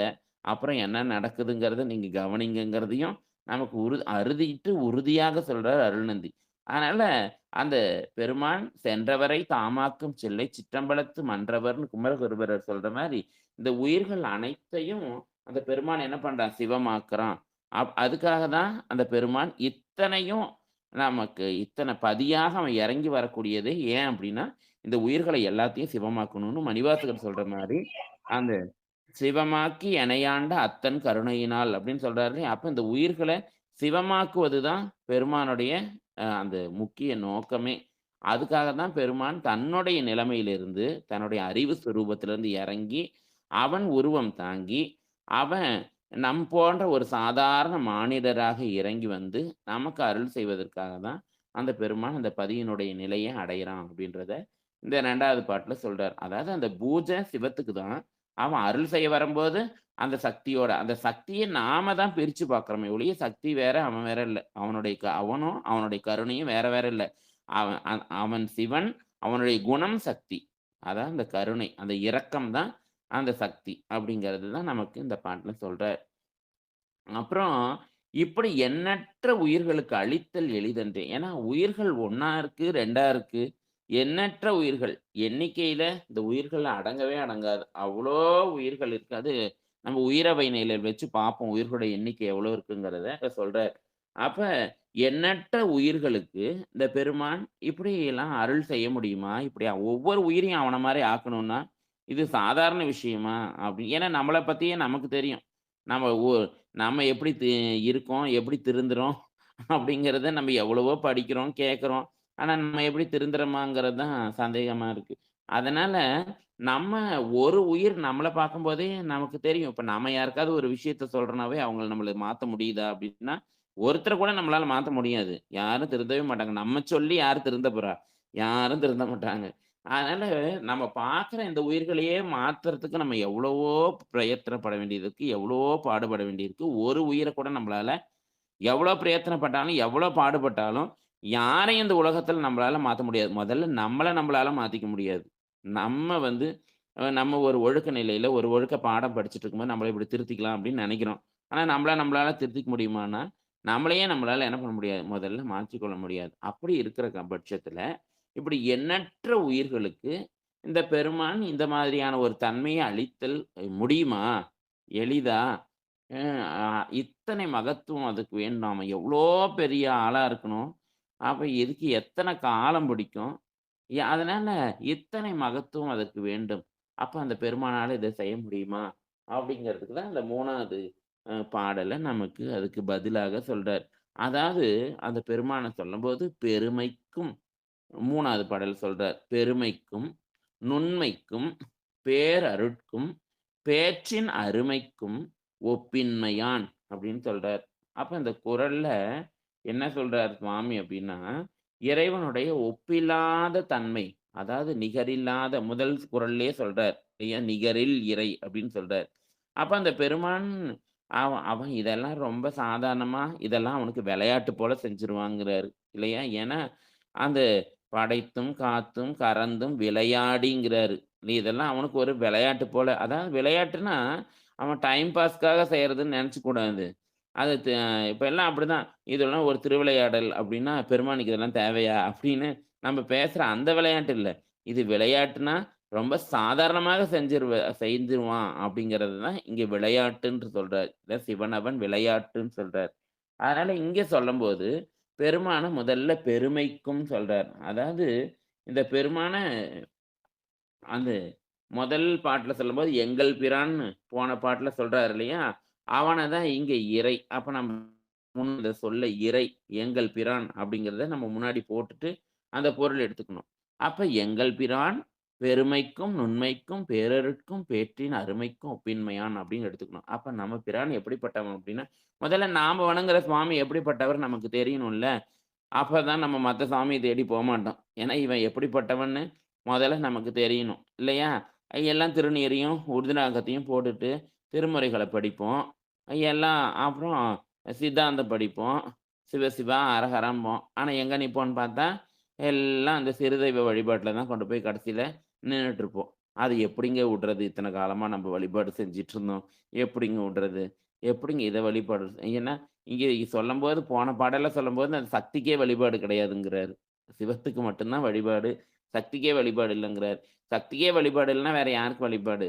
அப்படிங்கிறது தான் இங்க கேள்வியா இருக்கு. அப்ப நாம வழிபடக்கூடிய இந்த பெருமான் எப்படிப்பட்டவன்னா, பெருமை உடையவன் அப்படின்னு சொல்றார். பெருமைக்கு மகத் அப்படின்னு ஒரு பொருள். மகத்தானவன் அப்படிங்கிற ஒரு பொருள். அதாவது பெரிய பொருள் இல்லையா? எல்லாவற்றிற்கும் பெரியவன் அர்த்தம். அது எல்லா பொருள்களையும் தன்னுள் அடக்கிக் கொண்டு நிற்பவன் இல்லையா? அவன் இல்லாத இடமே கிடையாது. அவன விட பெரிய பொருள் இந்த உலகத்துல எதுவுமே கிடையாது. அதனால அவனுக்கு சர்வ வியாபகன்னே ஒரு பொருள் இருக்கு. அதாவது எல்லாத்தையும் தனக்குள்ள அடக்கிக் கொண்டு வியாபகமாய் நிறைந்து நிற்கக்கூடிய கடவுள் தன்மையுடையவன். அதாவது முன்னையே நம்ம பார்த்தோம் இல்லையா? இந்த உலகத்திலுள்ள சரம், அசரம் அனைத்து பொருளும் உள்ளும் புறமும் நிறைந்த நிறைவா உள்ள மட்டும் இல்ல, வெளியவும் நிறைந்து இருப்பான். அந்த உயிர்களோட கலந்தும் இருப்பான். இந்த உலகத்துல கலந்தும் இருப்பான். இந்த உலகத்த கடந்தும் இருப்பான் அந்த பெருமான். அதனால அவன் அவ்வளோ பெரியவன் அப்படிங்கிறது தான் இங்கே சொல்றார். அப்ப இந்த பதிப்பொருள் எல்லா பொருள்களையும் அதாவது எல்லா பொருள்னா இந்த உலகத்துல 3 பொருள் தான். ஒண்ணு சிவம், இன்னொன்னு ச அ உயிர்கள், இன்னொன்னு பாசப்பொருள்கள் இல்லையா? அப்ப இந்த உலகப் பொருள். அந்த பதி எல்லா பொருளையும் தன்னுடைய பெரு நிறைவுக்குள் இல்லையா? அவன் அவ்வளோ பேரருளா நிறைந்து இருக்கக்கூடிய பெருமான். எல்லாத்தையும் தனக்குள்ள தன் அருள் வெளிக்குள்ளேயே அகிலாண்ட கோடியெல்லாம் தங்குபடி செய்பவன். இந்த கோடான கோடி உலகங்களை எல்லாம் பெருமான் தன்னுடைய திருவடிக்கீழ் வைத்து காக்கின்ற கருணைத்தன்மை உடையவன் இல்லையா? அதனால அவை எல்லாவற்றிற்கும் இந்த பெருமான் அகத்தும் புறத்தும் இல்லையா? நுண்மையாய் கலந்து நின்று அவன் கலந்து நிக்கலைன்னா எந்த பொருளும் நிலைச்சிருக்காது. அதனால இந்த உலகம் நிலைச்சிருக்கிறதுக்கு காரணமே எல்லா பொருளையும் யார் கலந்திருக்கான் அப்படின்னா அந்த பெருமான். ஏன்னா நிலையானவன் கலந்திருக்கனால அந்த பொருள் நிலையா இருக்கு. அந்த நிலையானவன் இல்லைன்னா அந்த பொருள் நிலைத்தே நிற்காது. அததான் எல்லாம் காரண காரியமா தான் சொல்றார். அதனால அவற்றுடனெல்லாம் கலந்து அந்த பொருள்களை எல்லாம் நிலைக்கச் செய்கின்ற அந்த கருணைத்தன்மையுடையவன் அந்த பெருமான். அந்த உயிர்கள் அனுபவிக்கும் பொருட்டு அந்த எல்லா பொருளையும் என்ன பண்றான்? அவனே செலுத்தி தானும் அனுபவிக்கின்ற பெரும் கருணையும் உடையவனாக இருக்கிறான். இல்லையா? அதான் "கேழில் பரங்கருணை" அப்படின்னு சொல்றோம். இல்லையா? "கேழில் பரங்கருணை, கேழில் விழுப்பொருள்கள் பாடினோம் கேட்டிலையோன்னு" சொல்றார். அதனால அந்த திருவாசகத்துல சொல்ற மாரி, அவன் "கேழில் பரங்கருணை" அப்படின்னு அதாவது அது வளர்கின்ற கருணை. இல்லையா? "கோதில் பரங்கருணை" எல்லையில்லா மாக்கருணை கடல். ஏன்னா கருணை கடலே எல்லையில்லா மாக்கருணை கடல் அப்படின்னு சொல்றோம். இல்லையா? அப்படி இந்த ஒரு பிறப்புல மட்டும் இல்ல. எத்தன பிறப்பு நீங்க எடுத்தாலும், அத்தன பிறப்புலயும் நம்மள காப்பாற்றக்கூடிய பெருங்கருணையுடைய பெரியவன். அவன் அவ்ளோ பெரியவன். நம்ம எல்லாத்தையும் தன்னுடைய கருணைக்குள்ள அடக்கி நிற்கின்ற பெருமான். அப்படிங்கிறனால அவனை பெரியவன்னு சொல்றோம். ஏன்னா அவர் சொல்றாரு, திருநாவுக்கரசு சுவாமியும் சொல்றார். அ "அறியானை அந்தணர்த்தம் சிந்தையானை" அப்படின்னு சொல்றது அது அணுவை அப்படின்னு அணுவை யாருக்கும் அறியாத தத்துவம்னா அணுவாவும் இருக்கான். கடைசியில சொல்லும்போது கடந்து நின்ற பெரியானை பெரும்பற்ற பொலியூரானைம்பார். 2யும் அதிலேயே சொல்வார். அப்ப பெரியவனாகவும் இருக்கான். அதான் பெருமைக்கும் அப்படின்னு சொல்லிட்டு, அப்புறம் நுண்மைக்கும் சொல்றார். அதாவது அந்த நுண்ணியனா அந்த பெருமான் இருக்கான் அப்படின்னு சொல்றார். ஏன்னா, இந்த உலகத்துல இருக்க அத்தன பொருள்களையும் அந்த பெருமான் என்ன பண்றான்? கலந்து இருக்கிறான் அப்படின்னா, இப்ப இந்த உயிரோடைய அளவு எடுத்துக்கிட்டோம்னாவே, திருமூலர் சுவாமி சொல்றார், "ஒரு பசுவினுடைய ரோமத்த எடுத்து லட்சம் கூறிட்டு, அந்த லட்சம் கூறில ஒரு கூற எடுத்து அத 10,000 கூறிட்டு, அதுல ஒரு கூறு எவ்வளோ பெருசு இருக்குமோ, அதுதான் அந்த உயிரோடைய அளவுங்கிறாரு." அப்ப இந்த உயிரே அந்த உயிரோடைய அளவே நம்ம எப்படி இருக்குன்னு நம்மளால கற்பனை கூட பண்ணி பார்க்க முடியாது. அதனால அந்த உயிர்க்குள்ளார அந்த பெருமான் இருக்கான். அப்படின்னா அவன் எவ்வளோ நுண்மையா இருப்பான் பாருங்க. எல்லாத்தையும் தனக்குள்ள அடக்கி வச்சிருக்க பெருமான், இந்த உயிர்க்குள்ளார என்ன பண்றான்? அந்த உயிருக்கு இருக்கு, அந்த உயிருக்கு அறிவு இருக்கு. அந்த அறிவுக்குள்ளார அந்த பெருமான் ஒடுங்கியிருக்கான். அப்ப அவ்வளோ பெரியவனா இருக்கவன், இவ்வளோ சின்ன அதுதான் சொல்றார். "நுண்ணியான் மிகப் பெரியான்" அப்பர் சுவாமி சொல்றார். இல்லையா? அப்ப அந்த பெருமைக்கும் அண்டம் அணுத்தர இல்லையா? பெரியவனாவும் இருக்கான். அண்டத்துல இருக்கக்கூடிய அணுவாவும் அந்த பெருமான் தான் இருக்கான். "அணுவண்டத்து நின்ற நுணுங்கிய தண்டா சீர்த்திங்கிறாரு." இல்லையா? அப்ப இவ்வளோதான் அவனுடைய சிறிய தன்மை, நுண்ணிய தன்மைய நம்மளால சொல்லவே முடியாது. "அண்டம் ஓர் அணுவாம்ங்கிறார்." இந்த அண்டமெல்லாம் ஒரு அணு போல இருந்தா எப்படி இருக்குமோ, அதுபோல அந்த பெருமான் பெரியவனா இருந்து இந்த அண்டத்தெல்லாம் ஒரு அணு போல பார்ப்பானாம். அப்புறம் அவன் என்ன பண்ணான், அணுவோர் அண்டமாம்ங்கிறாரு. அணுவையும் ஒரு அண்டம் போல பார்த்து, அந்த அணுக்குள்ளார புகுந்து அந்த பெருமான் இருப்பாங்கிறதையும் நமக்கு தேவாரத்துல, திருவாசகத்துல, திருச்செப்ப, ஞானாமிர்தம் எல்லா நூல்கள்லயும் சொல்றார். அதனால தான் ஆகமங்கள்ல அவனை அனௌபமய அப்படின்னு சொல்றோம். அனௌபமய அப்படின்னா, எல்லாத்தையும் அடக்கியும், எல்லாத்துக்குள்ளார அவன் அடங்கியும் இருக்கக்கூடிய தன்மைய தான் அப்படி சொல்றோம். இல்லையா? அதனால இந்த பெருமான் முடிவில்லாத ஆற்றல் உடையவன், முற்று உணர்வு உடையவன். இல்லையா? அதனால அவன் பெருமைக்கும், நுண்மைக்கும், பேரருட்கும். அப்ப அவனுடைய பெருமைய பார்க்கிறோம், நுண்மைய பார்க்கிறோம். அடுத்து அவனுடைய பேரருள் எப்படிப்பட்டது அப்படின்னு பார்த்தா, அத பெருங்கருணைன்னு சொல்றோம். இல்லையா? அந்த கருணைய பத்தி நமக்கு சொல்லவே வேண்டாம். பேரருள் உடையவனாக அந்த பெருமான் என்ன பண்றான்? இருக்கான். அத அ இங்க நெறைய பாட்டுல சொல்லலாம். கருணையே உருவமாகி அவனுடைய உருவத்த பார்த்தாவே அது கருணை தான். இல்லையா? அதனால அந்த பேர் அருள் இல்லையா? அந்த அருள்னால தான் அந்த அருளே அவனுக்கு ஒரு வடிவமாக அம்பாள வச்சிருக்கும். அப்ப அவன் எப்படிப்பட்ட அருளுடையவனாக இருப்பான் அப்படிங்கிறது நமக்கு தெரியணும். இல்லையா? அப்ப அவன் இருபோகத் திறமதனால் வினையறுக்கும் செய்தியாலே. இல்லையா? அப்ப சக்தி நிபாதற்கு அவன் அருந்தாவகை அறுத்தும், உலகற்கு அருந்தி அறுத்தும்ங்கிறாரு. இல்லையா? அப்ப யார் யாருக்கு என்னென்ன மாரி செய்யணும்? ஒவ்வொரு உயிர்களையும் அந்த பெருமான் பார்க்குறான். ஒவ்வொரு உயிர்களுக்கும் என்ன தேவ? ஒவ்வொரு உயிருக்கும் அவன் என்ன செய்யணும்? என்ன வினைய குடுத்தா அவன் இந்த உலகத்த வெறுப்பான்? என்ன உலகத்த குடுத்து என்ன வினை குடுத்தா அவன் நம்ம இந்த சிவத்தை நாடி வருவான்? அவனுக்கு இன்பத்தை தரலான்னு பெருமான் 1 பிறவி இல்ல, 2 பிறவி இல்ல. எத்தன பிறவி குடுத்தாலும், அதுல அவனுக்கு சலிப்பே வரதில்ல. இந்த உயிர் என்னைக்கா இருந்தாலும், இந்த உயிர் நம்மகிட்ட என்ன பண்ண போகுது? வரப்போகுது அப்படிங்கிற அந்த தன்மையினால, அவனுக்கு இந்த உயிர்கள் மேல இந்த உயிர்களுக்கு கருணை செய்வதில அவனுக்கு ஒரு சலிப்பே கிடையாது. இல்லையா? அவன் அத அலுத்து கொண்டு செய்வதும் இல்ல. அவன் மிகவும் அத விரும்பி தான் என்ன பண்றான்? செய்றான். அப்ப அலுப்பும் இல்ல அவனுக்கு அதுல, சலிப்பும் இல்ல. அதனால அந்த பெருமான் முடிவில்லாத ஆற்றல் உடையவனாக இருந்தாலும், முற்றுணர்வு உடைய பேரறிவு உடையவனாக இருந்தாலும், இந்த உயிர்கள் மேல கொண்ட கருணையினால அதையெல்லாம் அவன் பார்க்கவே இல்ல.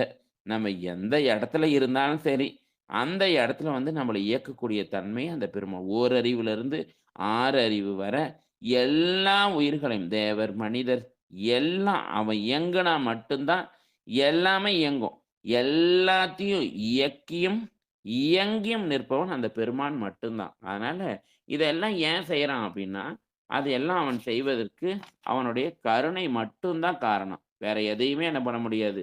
சொல்லவே முடியாது. ஏன்னா நம்ம தகுதி பார்த்து நமக்கு அந்த தகுதி வந்தோனே அத குடுப்பான்னு சொல்லவே முடியாது. ஏன்னா, அந்த தகுதியெல்லாம் நமக்கு ஒரு காலமும் என்ன பண்ணாது, வராது. இதெல்லாம் நமக்கு இன்னைக்கு நம்ம படிக்கிறோம். இந்த ஆகமங்கள இன்னைக்கு படிக்கிறதுக்கு பெருமான் வாய்ப்பு குடுத்துருக்கான்னா, நமக்கு என்ன தகுதி இருக்குன்னு நமக்கு தெரியும்.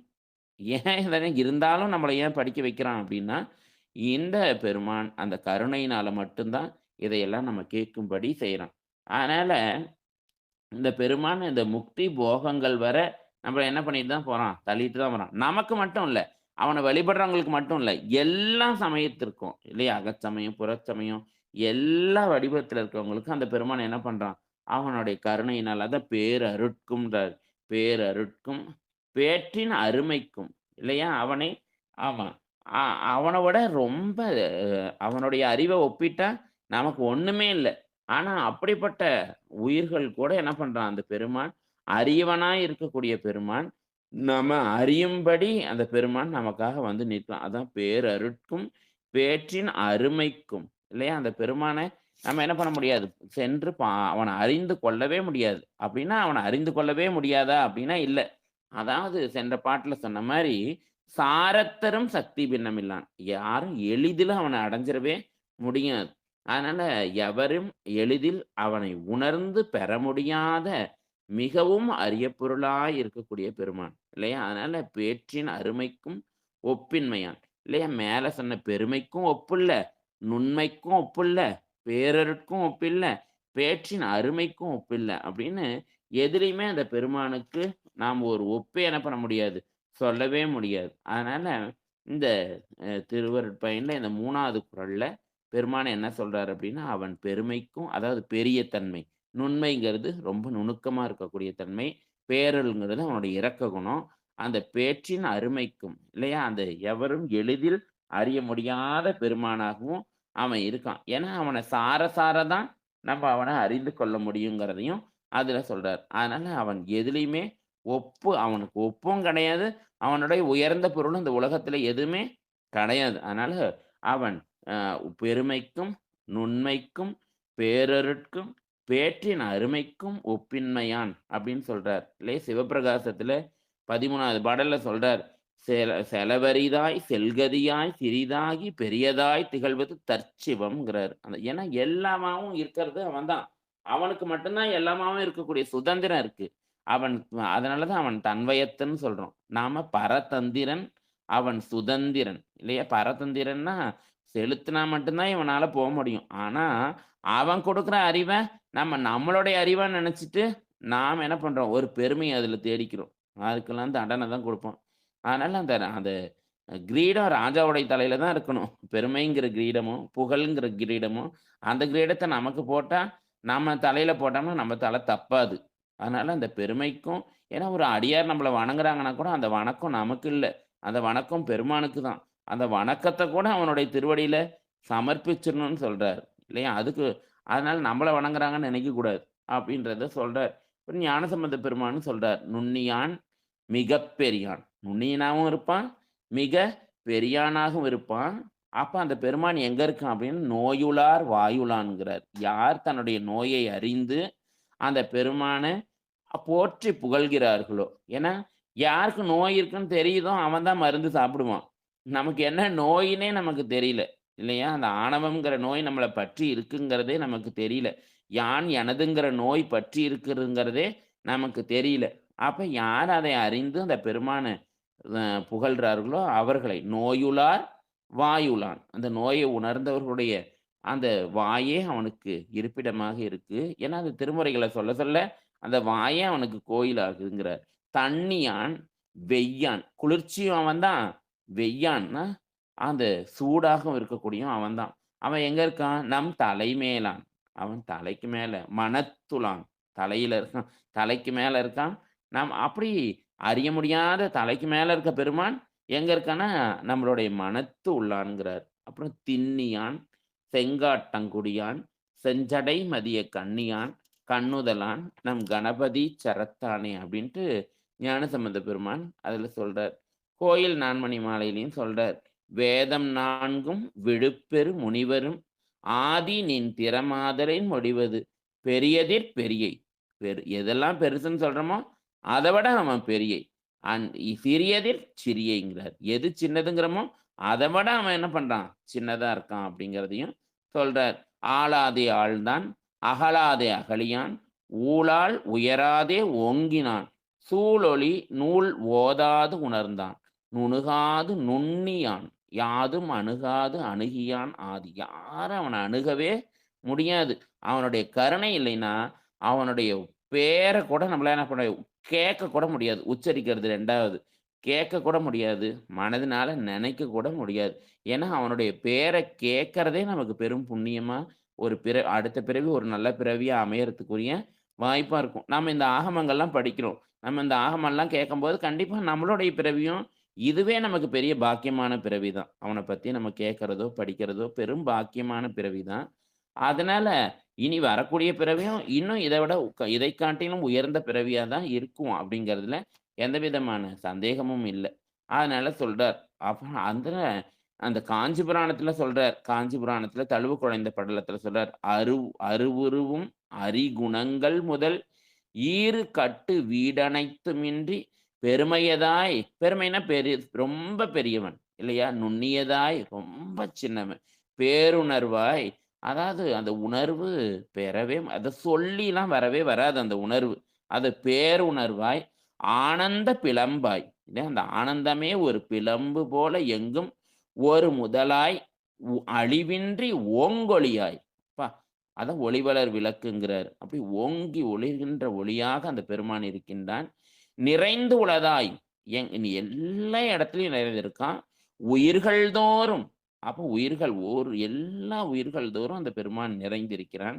விரவி உடன் தொழிற்படுத்து, இல்லை உடனிருந்து இந்த உயிர்களை தொழிற்படுத்தவும் செய்கிறான். புலங்கொளுத்தி இல்லையா? அந்த புலன்களை கொளுத்துறவனும் யாரு? இந்த பெருமான். புலன்கள இந்த உலகத்துப்பால செலுத்துறவனும் அவன்தான். இந்த புலன்கள நாம வெறுக்கும்போது, இந்த புலன்களை கொளுத்தி, வீடு உய்க்கும் பதியாம்ங்கிறார். இந்த புலன்கள்ல இருந்து நம்மள விடுதலை செய்து, நமக்கு வீடு பெறக் கொடுக்கக்கூடிய பதியாகவும் இருக்கக்கூடியவன், அந்த பெருமான் மட்டும்தான். அப்படின்ட்டு இந்த பெருமானுடைய பெருமைக்கும் ஒப்பில்ல. பெருமானுடைய நுண்மைக்கும் ஒப்பில்ல. அவனுடைய பேரருளுக்கும் ஒப்பில்ல. அந்த பேற்றின் அருமைக்கும் ஒப்பில்ல. அப்படின்ட்டு இந்த பாடல்ல அவனுக்கு எந்த வகையிலயும், எதிலயுமே ஒப்பு சொல்லவே முடியாது. அதனால இந்த எண்ணற்ற உயிர்கள், எத்தன உயிர்களா இருந்தாலும், அத்தன உயிர்களுக்கும் அவரவர் திறத்திற்கு ஏற்ப, அந்தந்த உயிரினுடைய பக்குவத்திற்கு ஏற்ப, அந்தந்த உயிர்களுக்கு அருள் செய்வதுல, அது அவனுக்கு ரொம்ப சாதாரண விஷயம். அப்படின்னு அது அவனுக்குள்ள ஒரு அவ் அ அவனுடைய மகத்துவத்துக்கு இது மிக எளிமையான விளையாட்டு போன்ற செயல்ன்னு சொல்லி, இந்த 3வது குறள்ல இந்த பொருள நமக்கு சொல்றாரு. மீதிய நம்ம வரக்கூடிய வகுப்புல சிந்திப்போம். திருச்சிற்றம்பலம். தென்னாருடைய சிவனே போற்றி, எந்நாட்டவர்க்கும் இறைவா போற்றி, என்றும் இன்பம் பெருகும் இயல்பினால் ஒன்று காதலித்து உள்ளமும் ஓங்கிட, மாண்டுளார் அடியாரவர் வான்புகழ் நின்றது எங்கும் நிலவே உலகெலாம். தென்னாருடைய சிவனே போற்றி, எந்நாட்டவர்க்கும் இறைவா போற்றி, எம்பிரான் திருஞான சம்பந்த பெருமான் திருவடிகள் போற்றி போற்றி, அகிலாண்டேஸ்வரி அம்மையுடனாக அருள்மிகு காய நிர்மலேஸ்வர பெருமான் திருவடிகள் போற்றி போற்றி. திருச்சிற்றம்பலம். நன்றிங்க. சிவாய் திருச்சிட்டம்.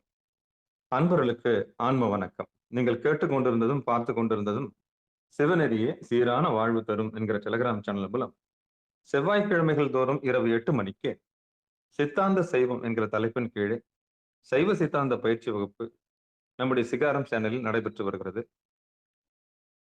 அந்த வகையில் சிவபெருமானுடைய பெரும் கருணையினாலே 14 சாஸ்திரங்களில் திருவருட்பயன் என்னும் நூலை சேலம் மாவட்டம் ஆத்தூரில் வசிக்கக்கூடிய சித்தாந்த ரத்தனம் சைவநெறி செம்மல் சிவத்திரு ஸ்ரீதேவ ஐயா அவர்கள் நமக்கெல்லாம் சித்தாந்தத்தை போதித்து வருகிறார்கள். அவர்களுடைய பொற்பாதங்களையும் நிகழ்ச்சிக்கு வருகை தந்துள்ள அத்துணை அடியார் பெருமக்களுடைய பொன்னார் திருவடிகளையும் மனம் வழி மேகலாலை வணங்கி நிகழ்ச்சியை இனிது நிறைவு செய்வோம். நிறைவு செய்வதற்கு முன்பதாக இந்த 1 மணி நேரம் செவிமடுத்த அத்தனை உள்ளங்களுக்கும் மனமார்ந்த நன்றிகளை தெரிவித்துக் கொள்கிறோம். பொறுமையாக உங்கள் நேரங்கள் எல்லாம் ஒதுக்கி இந்த சித்தாந்த வகுப்பிற்கு வந்த அத்தனை உள்ளங்களையும் வருக வருக என்று வரவேற்று, இந்த 1 மணி நேர நிகழ்வில் நீங்கள் என்ன புரிந்து கொண்டீர்கள், என்ன பெற்றுக்கொண்டீர்கள், என்ன கற்றுக்கொண்டீர்கள் அப்படின்றத நீங்க ஒரு 2 வார்த்தை சொன்னா நல்லா இருக்கும்னு நினைக்கிறேன். பதிவு செய்யுங்க. உங்களுக்கு ஏதாவது சந்தேகம்னா ஐயாவை நீங்க தனிப்பட்ட முறையில் தொடர்பு கொள்ளுங்க. அந்த நெறிய நமக்கெல்லாம் விரிவா சொல்லி தருவாங்க. பூசை நம்பால் செய்யும் பூசை ஒருபோதும் நிறைவடையாதுன்னு இறைவன் சொல்லியிருக்கிறார் காமாட்சி அம்பாள் கிட்ட. அதுபோல பூசை ஒருபோதும் நிறைவடையாது. அன்பால செய்யப்படுகிற பூசை தொடர்ந்து நடந்து கொண்டே இருக்கும். ஒருபோதும் நிறைவுறாது. சிவபெருமானுடைய பெரும் கருணையினால இப்போ ஐயா விளக்கிட்டு வந்த பக்கங்கள்ல ஏதாவது உங்களுக்கு சந்தேகம் என்ன இருந்ததுன்னா நிச்சயம் கேட்கலாம், பேசலாம். கேட்கலாம். ஐயா கிட்ட டைரக்டா கேட்கலாம். யாராவது பேச விரும்புறீங்களா? சிவபெருமானே சிவசிவா திருச்சிற்றம்பலம். நிகழ்ச்சிக்கு வந்தவங்க யாராவது கேட்க விரும்புறீங்களா? ஏன்னா ஏற்கனவே நேரலை வகுப்புல வந்தவங்க தான் வந்திருக்கீங்க. வாங்க வாங்க மகேஸ்வரி அம்மா வாங்க. வாங்க. நீங்க ஓதுவார். நீங்க பெரிய ஓதுவார்கிட்ட கத்துக்கிட்டு வர்றீங்க. நீங்க அந்த நாதத்தை கத்துக்கிட்டு வர்றீங்க. அடுத்து விந்துன்னு சொல்லக்கூடிய ஒளி நெறியில ஐயா இருக்கிறார். அதாவது சித்தாந்தத்துல. அதுல நீங்க எப்படி அத பத்தி சொல்லுங்க.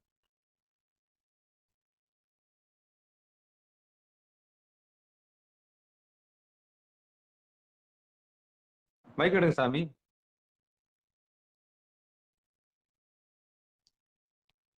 என்னத்துக்கு மைக் எடுத்தாங்கன்னே தெரியலையே. வேற யாராவது பேச விரும்புறீங்களா?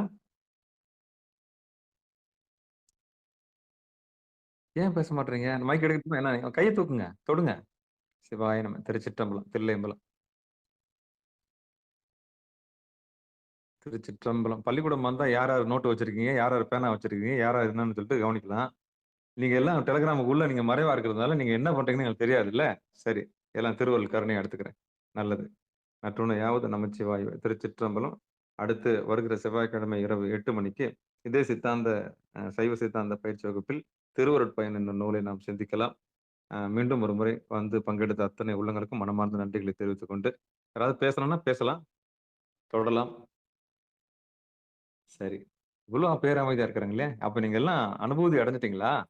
நல்லதுங்க. நன்றி. கேட்டுங்க அண்ணாயா. ஆ, கேட்ட சொன்னத. சரிங்க. பதிபத்து பாச கேட்டீங்க. கோபி சொன்னத கேட்டுங்க அண்ணாயா. கேட்டதுங்க. என்ன நல்லா கேட்டீங்க? இருந்ததுங்க, நல்லா ஆ, இருந்ததுங்க ஐயா. ஆ. நல்லா இருந்தது, நன்றி, அருமையா நன்றி. இருந்தது. மைக் எடுத்து எல்லாம் சொல்லலாம். நல்லா இருந்தது, அற்புதமா அருமையா இருந்தது. இருந்தது. ஆ, என்ன அற்புதமா உள்வாங்குனீங்க? இருந்தது. என்னுடைய ஆதங்கமே அதுதான். இந்த இந்த உயிருக்கு போய் என்ன சேர்ந்தது? ஐயா இவ்வளவு தூரம் 1 மணி நேரம் சொல்றாங்க. அது என்ன சொல்ல வராங்க? அது என்ன உள்வாங்குனீங்கன்ற ஆதங்கம் இருக்கத்தானே செய்யும். அ ஒரு நல்ல ஆசிரியருக்கு மாணவனுக்கு கொண்டு போய் சேர்ந்ததா? இல்ல இத்தன பேர் வர்றாங்களே! ஆமா, ஆமா. எல்லாரும் செவிடா இருந்தா நான் என்ன பண்ண முடியும்? சொல்லுங்க பார்க்கலாம். ஒரு செவிடு ஓ! அப்போ செவிடர்களுக்கு தான் நம்ம கிளாஸ் எடுத்துருக்கோமான்ற ஒரு செய்தி ஒரு ஆசிரியருக்கு பின்னாடி தெரிஞ்சா எப்படி இருக்கும்? ச்சே! இவ்வளவு நேரம் நம்ம எடுத்தது செவிட்டு பசங்கள தான் எடுத்தோமா? அப்படின்ற எண்ணம் வரக்கூடாதுல்ல. அந்த மாரி கூத்து பார்த்த கதையா இருக்கக்கூடாது. கூத்து கூத்து பார்த்துட்டு எழுந்து போனோனே பின்னாடி தட்டி விட்டு போறாங்கல்ல. அந்த மாரி கதையாவும் இருக்கக்கூடாது. வந்தோம்னா என்ன செய்தி உள்வாங்கணும்? ஒரு செய்தி போதும். ஒரு சொல்லு நம்மள வார்த்தைகள் படுத்தி, நம்மள ஞானத்துக்கு கொண்டு போய் சேர்க்கிற சொல்லலாம் இருக்குது. அந்த மாரி ஒரு பெரிய பெரிய சொல்லலாம் இருக்குது. அந்த ஒரு சொல்லு உங்களுக்கு தச்ச சொல் ஏதாவது இருக்கும். அந்த மாரி வந்த நிகழ்ச்சியில இப்ப கேட்ட நிகழ்ச்சியில எந்த சொல்லு உங்கள தைத்தது? எந்த சொல்லாடல் உங்கள புரிய வச்சது? போதும். ஒரு பதம் போதும். ஆமா, ஒரு பதம் போதும். அந்த அந்த அந்த சொல்லு வந்து உள்ள நுழைய நம்மள வந்து தவத்துல உட்கார வச்சுரும். ஐயா தவம்னா என்னன்னு சொன்னாங்க. அற்புதமா விளக்குனாங்க. அதெல்லாம் நம்ம அழகா நெறைய கத்துக்கணும். இவங்கலாம் வந்து நூலகம். நடமாடும் நூலகங்கள். ஆமா. நீங்கலாம் எப்ப போய் இந்த புத்தகத்தலாம் திறக்கிறது?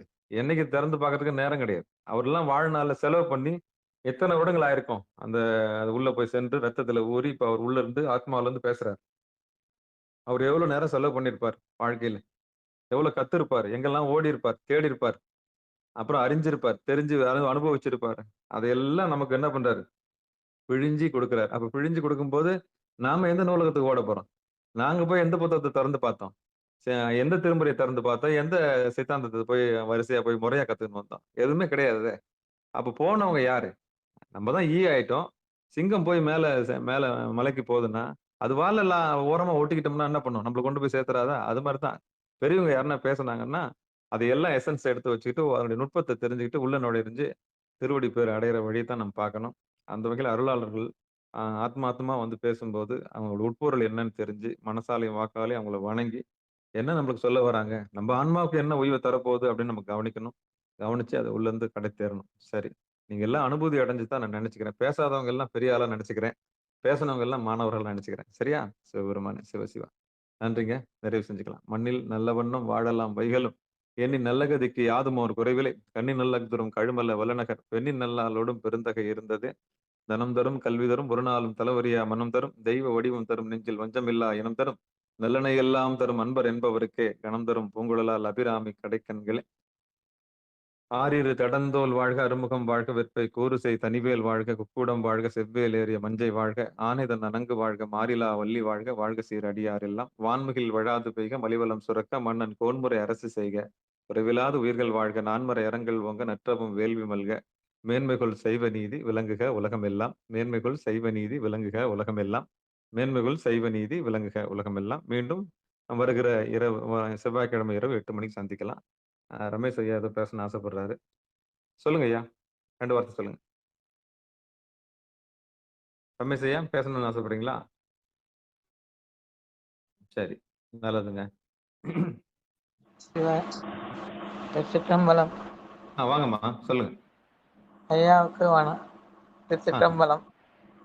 சொல்லுங்க. ஐயா நன்றி ஐயா. ஆ, அருமையான பாடம். சரிங்க. அருமையா இருந்தது ஐயா நடத்துனது. அதான், அதான். நல்லது. இது மைக் எடுத்தாவது அருமையா இருக்குன்னு சொல்றாங்களே. சில பேர் வந்து தேவையா? குறிப்பெடுப்பாங்கன்னு. ஆமா. ஐயா வந்து புத்தகம் இல்லாம வராதீங்க. குறிப்பெடுத்துக்கங்க ஆமா, அப்படின்னு சொல்றாங்க. ஒரு புத்தகம் வச்சுருந்தான் ஐயா பார்த்தேன் அவர் பாடினது.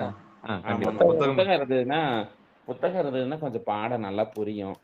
பாடம் நல்லா புரியும்னு சொன்னாங்க. ஆமா, அது அந்த ஆமா. இது அரிதுங்க. வரிகள்லாம் சொல்லும்போது அது பார்த்தோம்னா நமக்கு நல்லா தெரியுதுங்க ஐயா. ரொம்ப அரிதுங்க. நான் என்ன சொல்றேன், இந்த மாரி ஒரு வகுப்பு கிடைக்கிறதே வந்து நீங்க எவ்வளவு கோடி ஆமாங்க பணம் ஐயா. குடுத்தாலும் வந்து கிடைக்காது சாமி. நான் அத எப்படி அது புரிய வைக்கிறதுன்னு உங்களுக்கு புரியல. விளக்கமா சொல்றது அது வேற ஆ இருக்குது ஐயா. உங்க பாடம் இல்லம் எடுத்தா விட தேடி, நல்ல உங்க விளக்கம். சமையலறை தேடி, உங்க வீட்டு முற்றத்துல நீங்க எங்க வேணாலும் உட்கார்ந்துன்னு கவனிக்கிற அளவுக்கு ஒரு வகுப்பு வந்திருக்குதுன்னா, அது ஆமாங்க எவ்வளவு அதை நீங்க வந்து அததான் சொல்றேன் நான். அதை ஒரு எது ஒண்ணு நாங்க அது சுலபமா கிடைக்கும் போது தான் உங்களுக்கு என்ன ஆயிடுது, ரொம்ப மெத்தனமா தூக்கி போட்டு அழகா அப்படி ஏகாந்தமா இருக்க தோணுது.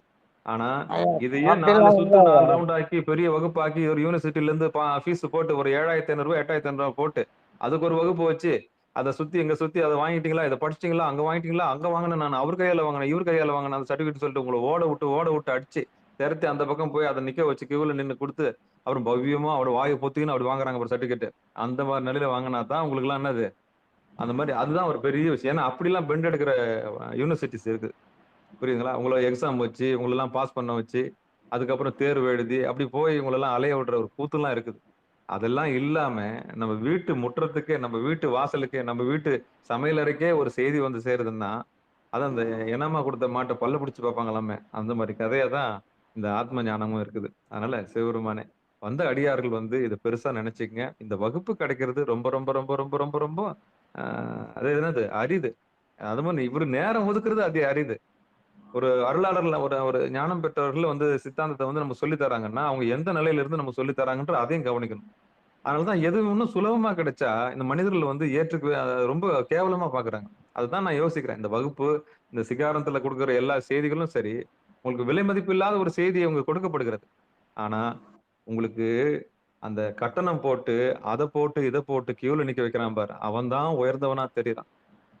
அவன் தான் உங்களுக்கு என்ன தெரியறான், ரொம்ப பெருசா தெரியறான். உங்களுக்கு அப்படியே வாரி இங்க ஞானத்தை இறக்குறாங்க பாரு, அது உங்களுக்கு வந்து ரொம்ப சுலபமா தெரியுது. என்னுடைய வருத்தம் தெரியல உங்களுக்கு. கூடுமானவர்களும் சாமி அதை உணர்த்துவார் நான் நம்புறேன். கூடுமானவர்களும் பேப்பரோட நோட்டோட வந்துருங்க. சிவாய பேனா நமங்க எடுத்து ஐயா. ஐயா குறிப்படுத்துங்க. நான் பேசுனது காதுல விழுங்களா ஐயா? இல்லம்மா நீங்க பேசுனது காதுல விழல. சொல்லுங்க. ஐயாட்ட நான் ஒரு கொஸ்டின் கேட்கணும்னு நினைச்சேன். அதுக்குள்ள கட் கேளுங்க. ஆயிடுச்சு நெட்டு. கேளுங்க. இப்ப கேளுங்க. ஐயா லைன்ல இருக்காங்களா? இருக்காங்க. உயிரோட தான் இருக்காங்க. பேசுங்க. தெரிஞ்சுக்கலாம்மா, சொல்லுங்கம்மா. பெருமானே பெருமானே சிவாய நமக. அடியார்க்கும் அடியேன் அப்படிங்கிற ஒரு வார்த்தை வந்து தில்லைவாழ் அந்தனர் இந்த திருத்தொண்டர் தொகையில இருக்குங்க ஐயா. அதுல வந்து ஒவ்வொரு வார்த்தையிலையும் அடியார்க்கும் அடியேன் அடியார்க்கும் அடியேன் வரும்போது அந்த வார்த்தையினோட சொல் விளக்கங்களை கொஞ்சம் கொடுத்தீங்கன்னா நல்லா இருக்குங்க ஐயா. 63 நாயன்மார்கள் அடியார்க்கும் அடியேன் அப்படி சொல்றோம் இல்லைங்களா ஐயா? அது அந்த ஆமாம்மா. குடும்பத்தாரையும் சார்ந்து இப்போ மனைவியாரோட சேர்ந்த ஒரு அடியார் இருக்காங்க. இல்ல தனிப்பட்ட முறையில அவர் மட்டும் அந்த குலமரபுக்கு இருந்திருக்காங்க. அப்படி இருக்கிறதுனால இது 2த்துக்கும் உள்ள வேறுபாட்டை குறிப்பறதா எனக்கு தகவல் கிடைச்சது. அதை கிளாரிபிகேஷன் பண்றதுக்கு தான் ஐயா ஒரு கொஸ்டின் கேட்கணும்னு தோணுச்சு. திருத்தொண்டர் தொகை படிச்சிருக்கீங்களாம்மா? படிச்சிருக்காங்க ஐயா. தினம் அதுதான் பாடுறோம் ஐயா நிட்டை கூடல்ல. அதுல சில பேருக்கு அடியேன்னு சொல்வாரு, ம், சில பேருக்கு அடியார்க்கும் அடியேன்னு சொல்வாரு. ம். சொல்றாரம்மா? ஆமாங்க ஐயா. இப்ப தில்லைவாழ் அந்தணர்த்தம் அடியார்க்கும் அடியேன்னு சொல்றாரு. ம், 2வது திருநீல கண்டத்து குயவனார்க்கு அடியேன்றாரு. ம், அங்க அடியார்க்கும் அடியேன்னு சொல்ல மாட்டாரு. ம். ஆமாவா இல்லையா? புரியுதா உங்களுக்கு நான் என்ன சொல்றேன்னு? அடியார்க்கும் அடியேன் அப்படிதான் சொல்றாரு. முதல் வரி சொல்லுங்க. தில்லைவாழ் அந்தணர்த்தம் அடியார்க்கும் அடியேன். இப்ப 2வது லைன் சொல்லுங்க. சிவ சிவ திருநீல திருநீல கண்டத்து குயவனார்க்கு அடியேன். இங்க அடியார்க்கும் அடியேன்னு சொல்லலையே 2வது வரியில. ஆமாங்க ஐயா. இல்ல உங்களுக்கு புரியுதா? ஒரு ஒரு பாடல்ல வரும்போது ஒரு இடத்துல அப்படி சொல்லியிருக்காங்க ஐயா. அடியார்க்கும் அடியேன் பத்தராய் பணிவார்கள் எல்லாருக்கும் அடியேன் சொல்றாங்க இல்லையா? ஆமா. அந்த அங்க அதுல அடியார்க்கும் அடியேன்னு சொல்லலையே. சொல்லலல்லம்மா. ஆமாங்க ஐயா. எல்லாருக்கும் அடியேன் அப்படிதான் சொல்றாரு. ஆ. அப்ப எல்லா நாயன்மார்களுக்கும் அங்க சொல்ல மாட்டாரு அப்படி. ஒரு சிலருக்கு ம், மட்டும்தான் அடியார்க்கும் அடியேன்னு சொல்வாரு. ஒரு சிலருக்கு அடியேன்னு சொல்லிருவாரு. ம். அப்படிதானேம்மா இருக்கு? ஆமாங்க ஐயா. அது நீங்க திருத்தொண்டர் தொகை கையில வச்சிருந்தீங்கன்னா அதுல பாருங்க. அப்ப ஏன் அப்படி சொல்றாரு அப்படின்னா, இப்ப தில்லைவாழ் அந்தணர்த்தம் அடியார்க்கும் அடியேன்னா, அடியார்க்கு அந்த பணியை ஒருத்தர் செய்யலாம். தில்லைவாழ் அந்தணர் செய்யற பணியை ஒருத்தர் என்ன பண்ணலாம்? அம்மா புரியுதா உங்களுக்கு? ஐயா புரியுதுங்க ஐயா. திருநீலகண்டத்து குயவனார் செய்த தொழிலை செய்ய முடியாது யாரும். அவர் செஞ்ச தொண்டை. அதனால செய்ய முடியாதவங்களுக்கெல்லாம் அடியேன்னு இருக்கும். செய்ய முடியிற தொண்டுக்கெல்லாம் அடியார்க்கும் அடியேன்னு இருக்கும். இப்ப அதுதான் ஐயா. இப்ப புரியுது ஐயா. இப்ப திருநீலகண்டத்து குயவனார் வந்து அவருக்கு வயசு 16 வயசு. அந்த அவர் அந்த சபதம் செய்யறாரு. அந்த அம்மாவுக்கு 13 வயசு, இந்த இவருக்கு 16 வயசு. மற்றொரு மாதரார் தம்மை மனதிலும் தீண்டேன்றாரு. எத்தனை வயசுல? 16 வயசுல. அதாவது புறத்துல கூட தீண்டாம இருக்கலாம். ஆனா மனசு என்ன பண்ணும் கண்டிப்பா? சபலப்படுமா படாதா? ஆமாங்க ஐயா. ஆனா அது கூட இல்லாம வாழ்ந்தார். அந்த மாதிரி யாராலையுமே வாழ முடியாதுங்கிறதுனால தான் குயவனார்க்கு அடியேன்னு சொல்றாரு. அடியார்க்கும் அடியேன்னு சொல்லல. ஓ அடுத்த வரியில பாருங்க. இல்லையே எண்ணாத இயற்பகைக்கும் அடியேன். இயற்பகை நாயனார் இயற்கைக்கு எதிரா தன்னுடைய அந்த இயற்பகை அப்படின்னா அவர் தன்னுடைய மனைவியே கொடுத்துட்டாரு. ஆமாங்க ஐயா. அந்த மாதிரி யாராவது கொடுக்க முடியுமா? முடியாதுங்க ஐயா. அதனால அடியேன்னு மட்டும் சொல்லியிருக்காரு. அடுத்தது பாத்தீங்கன்னா, இளையான் தன் குடிமாறன் அடியார்க்கும் அடியேன் இருக்கார். அப்ப இளையான் குடிமாறன் நாயனார் வந்த அடியார்களுக்கெல்லாம் அன்னமிட்டார். அந்த மாதிரி ஒருத்தர் என்ன பண்ணலாம்? கண்டிப்பா செய்யலாம். கொள்கையில அந்த கொள்கையில ஆமா. அந்த இளையான் குடிமாறன் நாயனார் மாதிரி வர அடியார்களுக்கெல்லாம் சாப்பாடு போடக்கூடிய அடியார்கள் இருக்காங்க. அந்த அடியார்க்கு நம்ம அடியேனா இருக்கலாங்கிறது தான் ஒருத்தருக்கு அடியேன்னு சொல்றாரு. ஒருத்தருக்கு அடியார்க்கும் அடியேன். அதாவது அடியேன்னு சொல்றவங்க தொண்டெல்லாம் நம்ம செய்ய முடியாது. அடியார்க்கும் அடியேன்னு யார் சொல்றாரோ அந்த தொண்டெல்லாம் செய்யலாம். தொண்டெல்லாம் நம்ம பண்ண முடியும். பண்ண முடியும். அதுதான் அதுதாங்க ஐயா. நன்றி நன்றி. அருமை அருமை. நன்றிங்க ஐயா. நன்றிங்க ஐயா. உங்களுக்கு புரியுதா? புரியுதுங்க ஐயா. புரியுதுங்க ஐயா. எதெல்லாம் ஆமா அசாத்தியமானதோ செய்ய முடியாதோ அங்கெல்லாம் அடியேன்னு முடிக்கும். அத வன் தொண்டு மென் தொண்டுன்னு சொல்றாங்கம்மா. அந்த மென் தொண்டா இருக்கிறத நம்ம செய்யலாம். வன் தொண்டா இருக்கிறத நம்மளால செய்ய முடியாது. வாய்ப்பே இல்லை. வாய்ப்பே இல்லாத ஒரு விஷயத்த அடியேன்னு முடிச்சிருப்பார். நன்றிங்க ஐயா. அற்புதமான விளக்கம். நன்றிங்க ஐயா.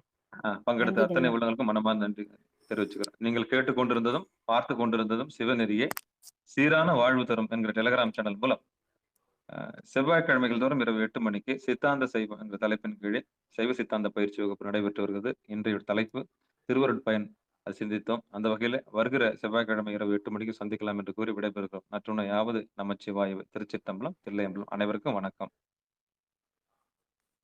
நன்றிங்க ஐயா.